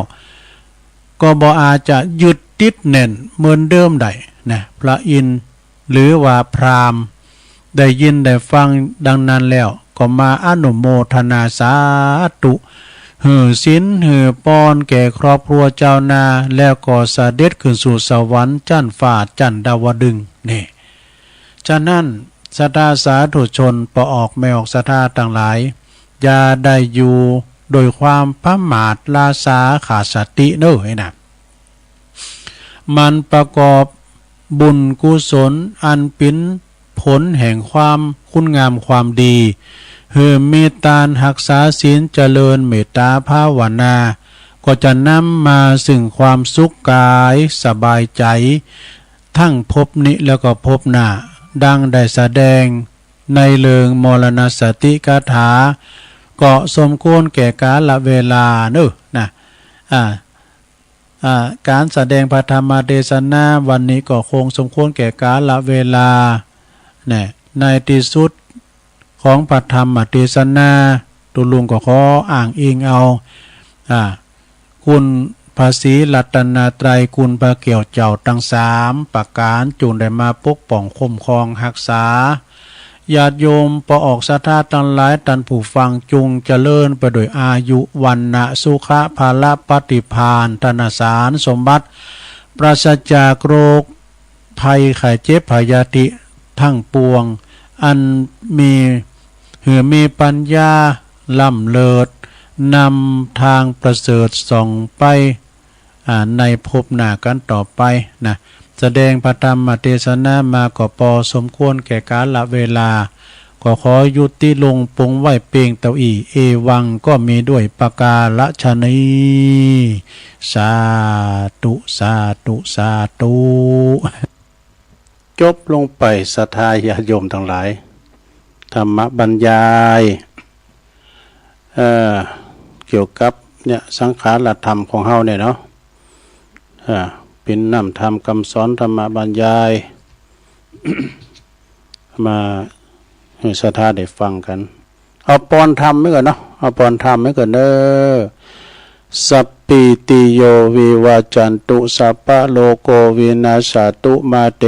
ภวัตวันตะลายโยสุขีติคายุโกภวะอภิวาตานาสีริสนิจังวุธาปัจจายโนจัตตาโลธรรมาวาทันติอายุวันโนสุขังปลังเอาแล้วจบลงไปศรัทธา วันผูกตุลงก็เสาะมาแถมเนาะ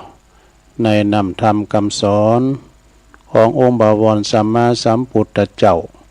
จะมีปลเลอะเนาะทำเมืองก็ดีทำบรรยายอันนี้เป็นคติธรรมหน่อยให้หน่อยคติธรรมเรื่องสังเรื่องความกตัญญูกตเวทีในปิ้นจะใดลองฟังความกำเนาะความกตัญญูปิ้นมาจะใดนะก็ลองฟังพอแล้วก็จะเราหนีทงหนีทานกล่อมสักเลิง2เลิงนี่นะเนาะเดี๋ยวก็พักให้กล้ามให้กันความกตัญญูนี่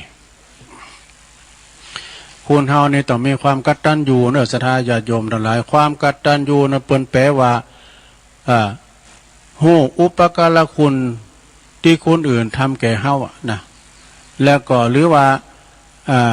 หันคุณค่าของบุคคลตีทำหือเฮาทำคุณงามความดีหือแก่ตนแก่เฮาก่อนนะแล้วก็กล่าวอย่างสั้นๆว่ากตัญญูก็แปลว่าความสำนึกในบุญคุณของเปิ้นนะเป็นปอเป็นแม่เอกกันนะความกตัญญูกตเวทีเปิ้นก็บอกว่าในชีวิตของเฮานั้นเฮาแต่ละคนนั้นล้วนแต่จะมาปึงปะอาศัยคนอื่นก็คือพ่อแม่สิ่งอื่นอยู่เสมอดังนั้นเฮาจึงได้รับจากคนอื่นสิ่งอื่นมามากมายนับบ่ถ้วนการตระหนักว่าเฮาแต่ละคนก็ต่างดำรงอยู่ใดก็พร้อมยังก็เพราะการปึงปะอาศัยผู้อื่นสิ่งอื่นจึงเป็นจิตสำนึกอันดีงามเนอะการพยายามตอบแทนอุปการะคุณของผู้ตีเกิดกูลเกิดนุนตนเป็นนั่นก็เป็นนั่นเป็นพฤติกรรมอันประเสริฐเนอะนะนักปราชญ์นะท่านได้กล่าวไว้ว่านิมิตตังสาธุรูปานังกตัญญูกตเวทิตาแปลว่าความกตัญญูเนี่ยเป็นนิมิตหมายเครื่องหมายของความเป็นคนดีนะแล้วก็เป็นในทางที่ปฏิบัติก็คือกตัญญูต้องตีคู่กับความกตเวทีเนี่ยคือการตอบแทนบุญคุณเสมอพระพุทธองค์ปนตรัสถึงคุณธรรมข้อนี้ว่าภิกษุทั้งหลายบุคคล2จำพวกที่หาได้ยากเนี่ยนะหาได้ยากก็คือบุพการีผู้ทำอุปการะก่อนหนึ่งกตัญญูกตเวทิตากตัญญูกตเวทิตาบุคคลผู้หู้ผู้หู้การนั้นตีระลึกถึงหือแล้วเปิ้นทำหือแล้วก็เฮาคิดจะตอบแทนบุญคุณของเปิ้นนี่ กตัญญูกตเวทีในฮู้กุลแล้วก็คิดจะตอบแทนบุญคุณของเปิ้นเหมือนกับพ่อแม่เฮาเองนะในการประว่าการฮู้กุลอยู่ในใจแต่บ่ได้ลงมือทำอันหยังตอบแทนบ่เคยช่วยหยังการฮู้บุญคุณแล้วก็ไม่ได้ตอบแทนคุณงามคุณอย่างได้บ่ได้ตอบแทนคุณอย่างใดอย่างหนึ่งจึงจะนับว่าเป็นกตัญญูกตเวทีบุคคลผู้ควรแก่การยกย่องจบไปละซะนะกตัญญูกตเวทีเอามาแชร์แค่หน่อยหนึ่งเนาะตอนนี้ไปก็จะเอานิทานกล่อมมาเล่าศรัทธากันเนิ่นในชาดกนะศรัทธาญาโยมทั้งหลายที่ฟังกันอยู่ตั้งบ้านตั้งจองตั้งหอตั้งเฮินเนาะเอานิทานกล่อมไว้ก่อนเปิ้นบอกว่าวิคาสาทะชาดกแปลว่าฤาษีคึกขนองนี่เพื่อจะคือฤาษีคึกขนองนี่นะก็ลองฟังผลเดชศรัทธาปิ้นนิทานกล่อมนะการจบอันนี้ก็ลุงจะตักต่างลายแล้วก็จะเปิดสายสักน้อยแล้วก็จะผักอีกกันเนาะณบุพารามซึ่งพระพุทธเจ้าได้ตรัสชาดกเรื่องนี้เปิดสอนเหือหูจักสำรวมนะหูจักสำรวมเพราะว่ามีภิกษุกลุ่มหนึ่งลิ่นขนองเหมือนกับผู้ครองเรือนเหมือนกับเจตุเจพะเนาะ ก็หมายความว่าในอดีตการในสมัยพระเจ้าพรหมทัตนะเป็นพระราชาเมืองปาราณสีข้างนั้นก็มีพี่น้องเจ้าบ้านกาสีใน7คุณด้วยกันเนอะเปิ้นเป็นฆราวาสญาติโยมเปิ้นหันวัดโตดในกามคุณนี่จึงจักจวนกัน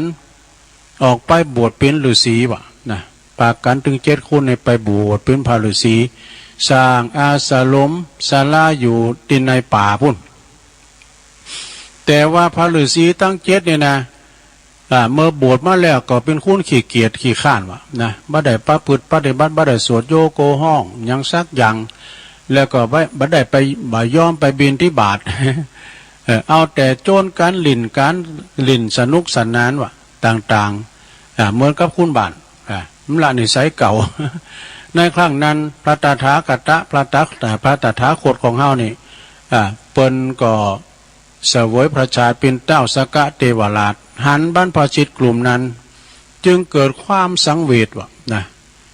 เต่าสกะเทวราชก็เลยจำแรงแปลงลางเป็นนกแขกเต่า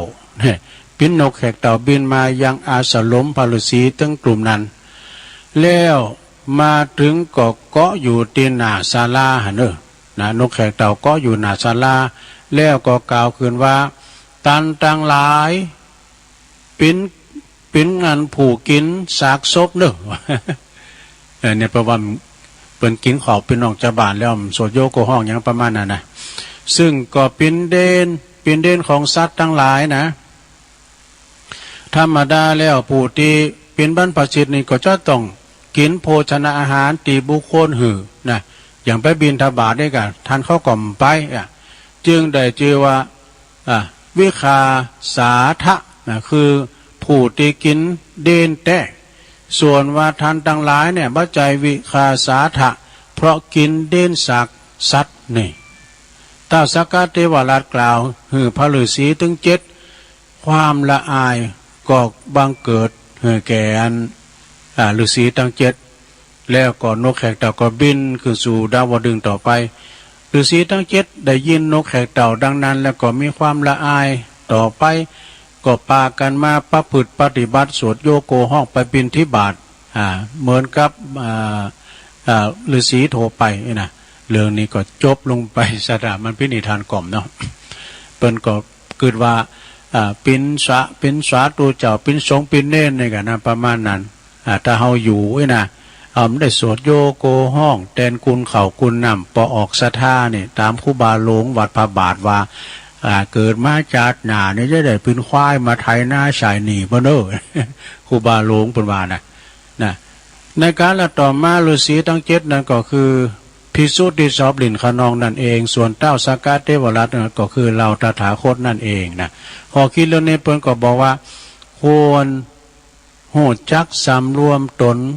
ทางกายและวาจาใจนี่จบลงไปสดาญาชมทั้งหลายจบลงไปเนาะนิทานกล่อมเอามาเสริมทั้งหน่อยเนาะสดาเอาละเนาะตอนนี้ต่อขออนุญาตประกาศข่าวสารงานบุญสักเล็กน้อยสดาแล้วก็จะได้ตักตังลายเปิดสายหน้าใหม่สดาฟังกันวันที่วันที่8ก่อนเนาะมันได้ออกพรรษาแล้วก็วันที่8ก็ตักบาตรเทโวสดาที่วัดพระธาตุโดยน้อยก็เริ่มตั้งแต่7 โมง 6 โมงเป็นต้นไปเนอะเจอเจ้าปีในน้องถึง2ฝั่งปิ้งก็ดีเคยมาเคยกินเคยทานด้วยกันก็มาเนอะเอาข้าวสารอาหารแห้งมาตักบาตรเทโวโลหานะพระสงฆ์เจ้าปิ่นร้อยก็มาใส่บาตรกันมาเจ้าเปิ้นก็ตะจัดตีวางเข่าวางของจัดตีนางยาอย่างกุปีกับสระมากินข้าวตุ่มด้วยกันก็ได้เนอะขุนบนไก่ดับบนบานหงบนทำงานหวยหาก้าเนี่ยแถวบ้านนั้นเหล่ายาวกับพวกนะมากันเนาะสถาสายตั้งใดก็ดีก็มากินมาตานกันเนอะวันที่8 ตุลาที่ลานเชิงบันไดนาคของวัดพระธาตุโดยน้อยเฮานะแล้วก็แถมตีหนึ่งก็ตีตักบาตรเทโววันที่8เหมือนกันเนอะตีวัดเกตกาลามบัดเกตกาลามจะเริ่ม6 โมงกึ่งเนอะพระสงฆ์เจ้าที่เปิ้นอาราธนามามีอยู่20 เก่าตุนเนอะสดาเนอะในเมตตาบารมีธรรมหลวงพ่อพระครูสันติเจติยากรนะเปิ้นจัดกุปีเนอะที่วัดเกตกาลามก็ไปกินไปทานกันมีหลายตีนะไม่ว่าจะเป็นวัดพระธาตุดอยสุเทพกาวัดพระธาตุสรีจอมทองกาวัดพระพุทธบาทตากผ้ากาหรือว่าวัดฝายหินนี่เป็นจัดกุปีเนอะวัดฝายหินกฐินปัจจุบันวันที่25 ตุลาเนอะวัดฝายหินตีต่างแห่งสถานีวิทยุเฮาฟังกันนี่นะก็ไปกินไปทานกับเพิ่นเนาะวันที่8ก็ที่วัดฝายหินเหมือนกันนะที่เพิ่นจะมีการตักบาตรเทโวเพิ่นมีมาแต่หึงเมื่อนานละหลายปีแล้วนะแล้วทำตีในวันที่8เหมือนกันเนอะตักบาตรเทโวที่วัดพระธาตุดอยปล่อยนกเนอะที่วัดพระธาตุดอยปล่อยนกก็คือพระสงฆ์จำนวน2 ตำบลด้วยกันในเมตตาธรรมอาจารย์ท่านพระมหาทิติวุฒิเนอะคณะสงฆ์เปิดจะไปตักบาตรกันที่หันเนาะเวลาก็6 โมงปลายเนี่ยนะหลวงพ่อมานิดฝากประกาศมาเนอะแล้ววันที่18นี่ก็ขอเชิญลมตำบลตอดผาป่าสามัคคีสมทบในการปูโต๊ะนอนเนอะด้านหน้าของศาลาของวัดใหม่พัฒนาของวัดหลวงพ่อเจ้าคณะตำบลนะท่านพระครูสถาพรพัฒนารังสีเพื่อจะปูโต๊ะนอนเนี่ยเพื่อจะต่อผ้าป่าพระจะปิ้นเจ้าภาพตารางเมตรละ200 บาทปูโต๊ะนอนหน้าศาลาเพื่อจะต่อผ้าป่ากันวันที่18วันเวลา 16 นาฬิกา 4 โมงเย็นนะวันที่11กฐิน11 ตุลากฐินที่วัดม่อนห้วยแก้วเนอะวัดม่อนห้วยแก้วแล้วก็วันที่18ก็ที่วัดพระธาตุที่วัดปักตั้งเจริญ18 ตุลา19 ตุลาก็ที่วัดพุทธศรีคีรีเนอะอันนี้ก็ศรัทธาก็ปากันไปหลายๆ25 ตุลาก็ที่วัดป่าไผ่บ่อทองปุณาดอยสะเก็ดปุณาวัดป่าไผ่บ่อทองในเมตตาธรรมท่านพระอาจารย์สมเพชรปัญญาโนหลวงพ่อพระครูพุทธิธรรมลักษณ์เนาะเพื่อจะมีวันที่25 ตุลาเนาะ2 พฤศจิกายนก็ที่วัดพระธาตุดอยหล่อด้วย2 พฤศจิกายนวัดพระธาตุดอยหล่อก็จะมีตอดกฐินเนอะแล้วก็2 พฤศจิกายนกันเนาะ2 พฤศจิกายนที่วัดใหม่มีโชคหอมบุญด้วยเนอะที่วัดหลวงพ่อมานิถาวโลช่วงตอนเจ้านี่จะต้านตุนเงินเนอะตันสังตันตุนเงินโหวัดหรือว่าพระครูบาอาจารย์เนี่ย29 รูป19 รูปเนาะสุมาเด้อไม่ได้แก้ไขเด้อ19 รูปแล้วก็ภาคตอนบ่ายเนาะก็จะมีการตอดกฐินพระสงฆ์อีก5 รูปแล้วก็ประธานปีนี้ก็ท่านพลตำรวจเอกประจวบวงศ์สุขเนอะเป็นประธานนะแล้วก็ มีแถมความจริงนี่กฐินนี่มีกูวัดอ่ะนะมีกูวัดกูวา ที่เปิ้นตอดกฐินกันเอาละเนาะวันนี้ก็จะเปิดสายเจ้าให้หน่อยจะตักตังลายก่อนนะก็ใครฮู้ว่าพี่น้องบ้านไกลบ่ว่าจะเป็นลำปางก็ดีเป็นเจียงแสนเจียงหายก็ดีเนาะเป็นเมืองลีก็ดีแม่แจ่มเมืองฟางก็ตามด้วยนะก็ถ้าฟังกันก็โทรกันมาพอเด้อจะได้ตักตายหรือว่าสอบถามมาผลการรับฟังเป็นจะได้ถ้าตั้งไกลโทรมาไอ้ก็ตั้งสถานีเพิ่นก็จะดีใจหน่อยโอ้อันเสียงดังเพิ่นเปิ้นเกินแท้เนาะเอาใจเจ้าของสถานีเพิ่นหน่อยเนาะ แล้วก็จะได้ตักตายตังลายแล้วก็จะได้ตักตายตังเปิดสายหน้าใหม่เปิดสายหน้าใหม่ก็ศรัทธาญาติโยมเฮาก็โทรกันเข้ามาอย่างว่าเนาะแล้วก็บริหารเวลาหน่อยเด้อกระชับเวลาหน่อยที่ปันจะมาโทรมานี่นะแม่น้อยเขาก็ดีการนัดเนาะโทรกันเข้ามาก็กระชับเวลากันให้หน่อยนะแบ่งปันเวลาให้กันเพราะว่ารายการตุลุงนี่ได้ยินข่าวว่าเพิ่นฟังกันหลายนะแต่ที่คุณฟังนี่หาไม่หนักอะนะแต่คุณโทรนี่มันบ่มีหลายนะ คุณโทรนี่มันบ่มีหลายก็เดี๋ยวตักตังหลายกันเด้อสตาก็ขอบคุณเด้อที่เพิ่นฟังกันเนาะเมืองฝางก็ดีหน้านุ่งสูงซ่องก็สบายดีเนาะหน้าคำเขาตั้งปอเล่งนั้นลงเขาก็ดีทางเมืองฝางก็มีกลุ่มขึ้นสีขาวนะแล้วก็โยมจากดอยน้อยพัฒนาหนองหานสันทรายแล้วก็มีแม่หลวงสายฝนจันกุลนะเนี่ยแม่หลวงสายฝนก็มาใส่บาตรด้วยกันก็ได้กันอันนี้หลายปีเนี่ยได้ดูนะหลายปีก็คือน้องผักขาวเนี่ยนะมาดังอาจารย์ชัยทองขันเดินเด้อประครูเก่าเขาโยมยุพินหอมอัลลาพี่น้อยฟังจากหน้าสารกลางเวียงเชียงใหม่ก็ชัดเจนดียงยุทธมณีวันอันนี้ฟังจากบ่อแห้วลำปางกันเด้อชัดเจนดีนะอุ้ยน้องโดยนี่อยู่ตั้งใดนี่อุ้ยน้องโดยฟังตุลุงอยู่เด้อแม่จันวปปนะว่าประเทศลาวมั้ยจ๊ะนะอันนี้เบียงป่าเป่ากันเนาะวปปลาวบ่เขียนเนี่ยนะประเทศลาวนะแล้วก็แม่หลวงสุมาลังกาพินเนี่ยพี่น้องจากปุ่นเนอร์ปาหาเมืองจีปุ่นนะบ้านตังพ่อมะลิแม่สำรวยเขาสบายดีเนาะพี่น้องเขาแล้วก็อันตังน้อยนานทหารเก่า ฟังก็อยู่เนาะอุ้ยสาวคุ้มตะวันจากเมืองวะปุ่นเนอร์ลงเนอเนี่ยโยมนวลนิสาวชาติก็ฟังอยู่บุญส่งจากลำปางไหวสานะครับเด้อแม่ครูธัญญาจากกศนเนอทองอิ่มนะพูดถึงว่ามีแม่เดือนเพนทิมวางฟังอยู่เนอเจ้าน้องหาน้ำบ่อหลงบนเนอโยมกนกพิษชัยนาอยู่ปุ้นหวยงูนในฝางเนี่ยเปิ้นจะมาตอดกฐินด้วยเนอยินดีเนอจะเอาเข้าซอยมาด้วยนะ นวลโยมนวลสิริหินเขียวนะก็ฟังอยู่แล้วก็มีบารมีวังใจชิดฟังอยู่แล้วก็มีโยมอาลีจากตุนเปาฟังอยู่เนื้อเจ้าปริญเอกวัดลาดเมตตาธรรมอาจารย์ท่านพระมหาประสิทธิ์ธรรมาภินันโทเนอวัดจังกำบุคคลดีเด่นได้รับแสดงมุติตาที่เปิ้นได้รับเสาเสมาธรรมจักรด้วยนะแม่สิริทิพย์บุญเลิศนะฟังอยู่เจ้านี่เอาละเวลาเหลือหลายอยู่นะสนะจะเปิดสายนะโทรกันเข้ามา0899555656เอาฟังกันเข้าไปอยู่ตั้งไกลลำปางก็โทรมาเมืองฝางด้วยนะเจริญปอนเจ้าไหว้สาเจ้าเปิดสายหน่อยล่ำกับอกกับใจ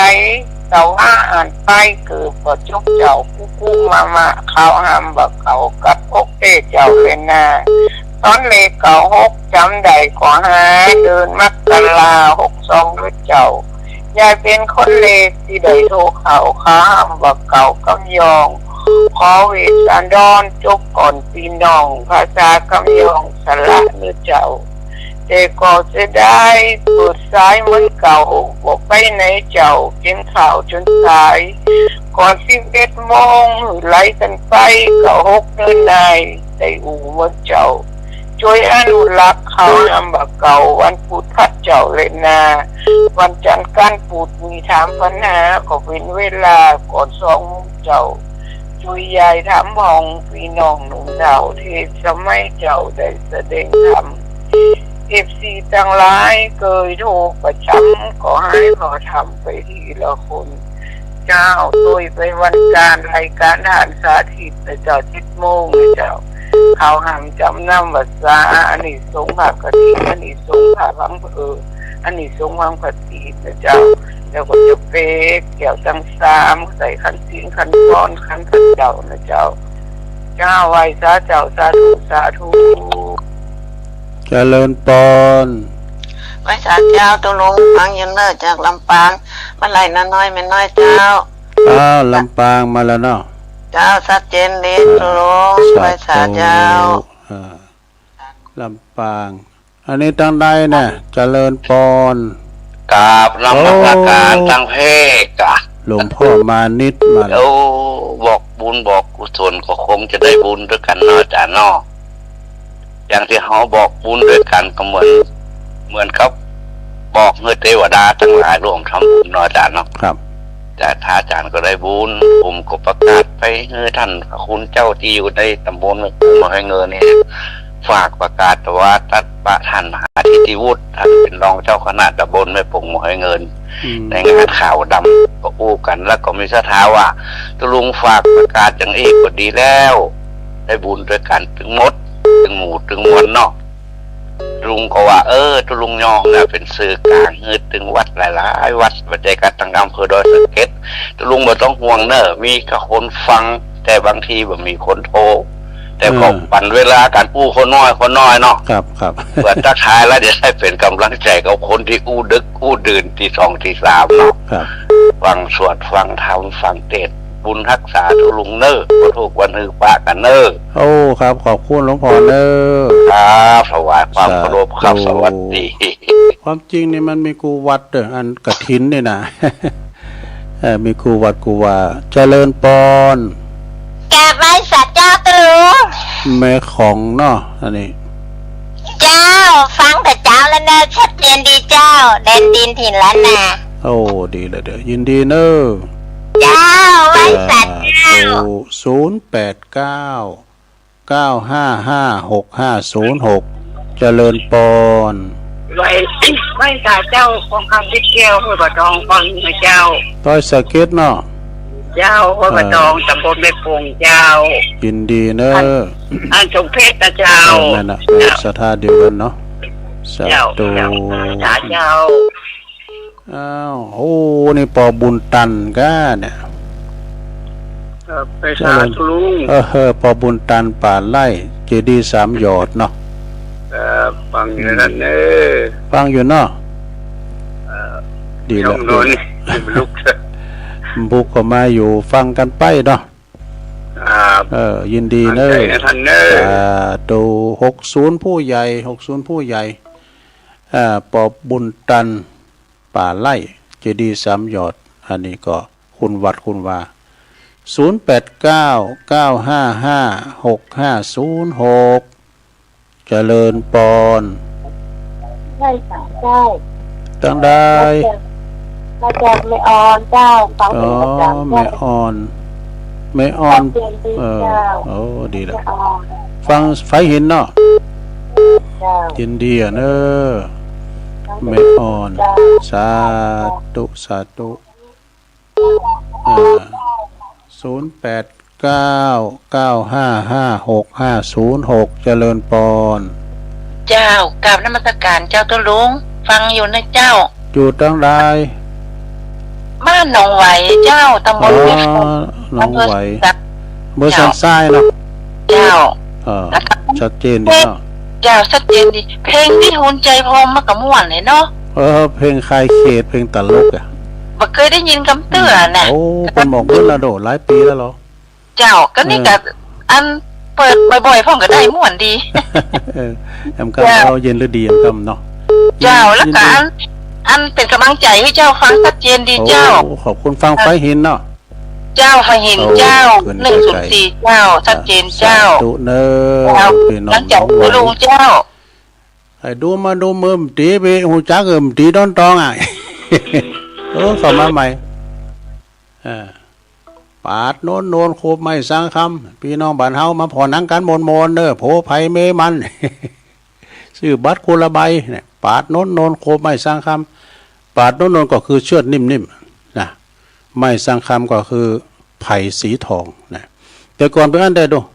ก่อนที่บริษัทนักบริมีเพลงมาสัญลักษณ์การเสนอฉายของเราก้องกลางวันขึ้นตั้งใจมันดีตอนนั้นไม่ได้เข้าด้วยดู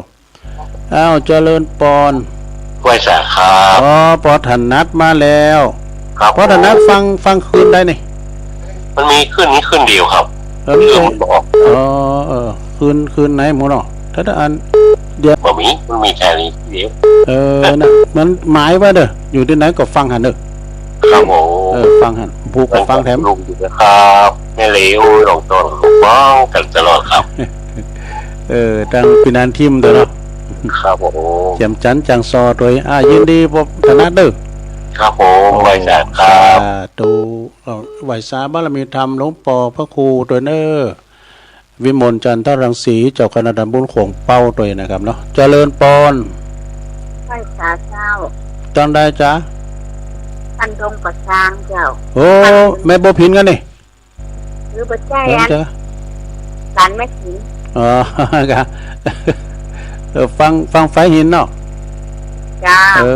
ชัดเจนดีดูได้ชัดเจนฟังอยู่นะคะฟังไปถึงวันนะผู้ก็มาอยู่มาอยู่เนาะแม่นผู้พินก็ฟังรู้พินก้นกล่อมเขาสบายแม่บ่พินนะโอ้ก่อนนี่เปิ้นก็ประจำแต่กะเดี๋ยวเปิ้นพอลำโทมาเนาะเพราะนั้นต่างทำหลวงที่วัดนั้น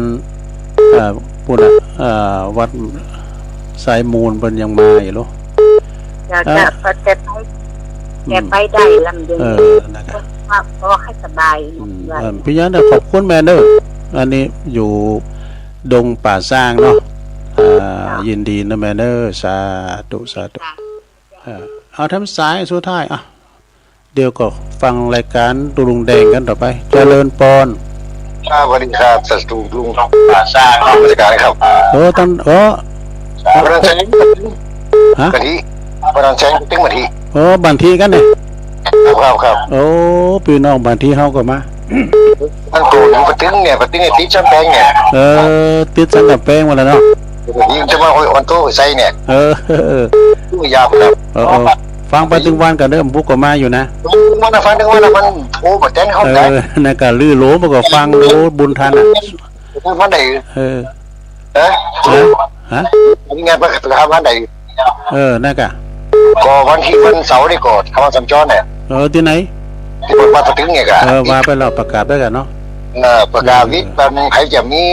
มาหับของจริงของท่านก็ได้จะมาลุยก็ได้กะประกาศไปเลย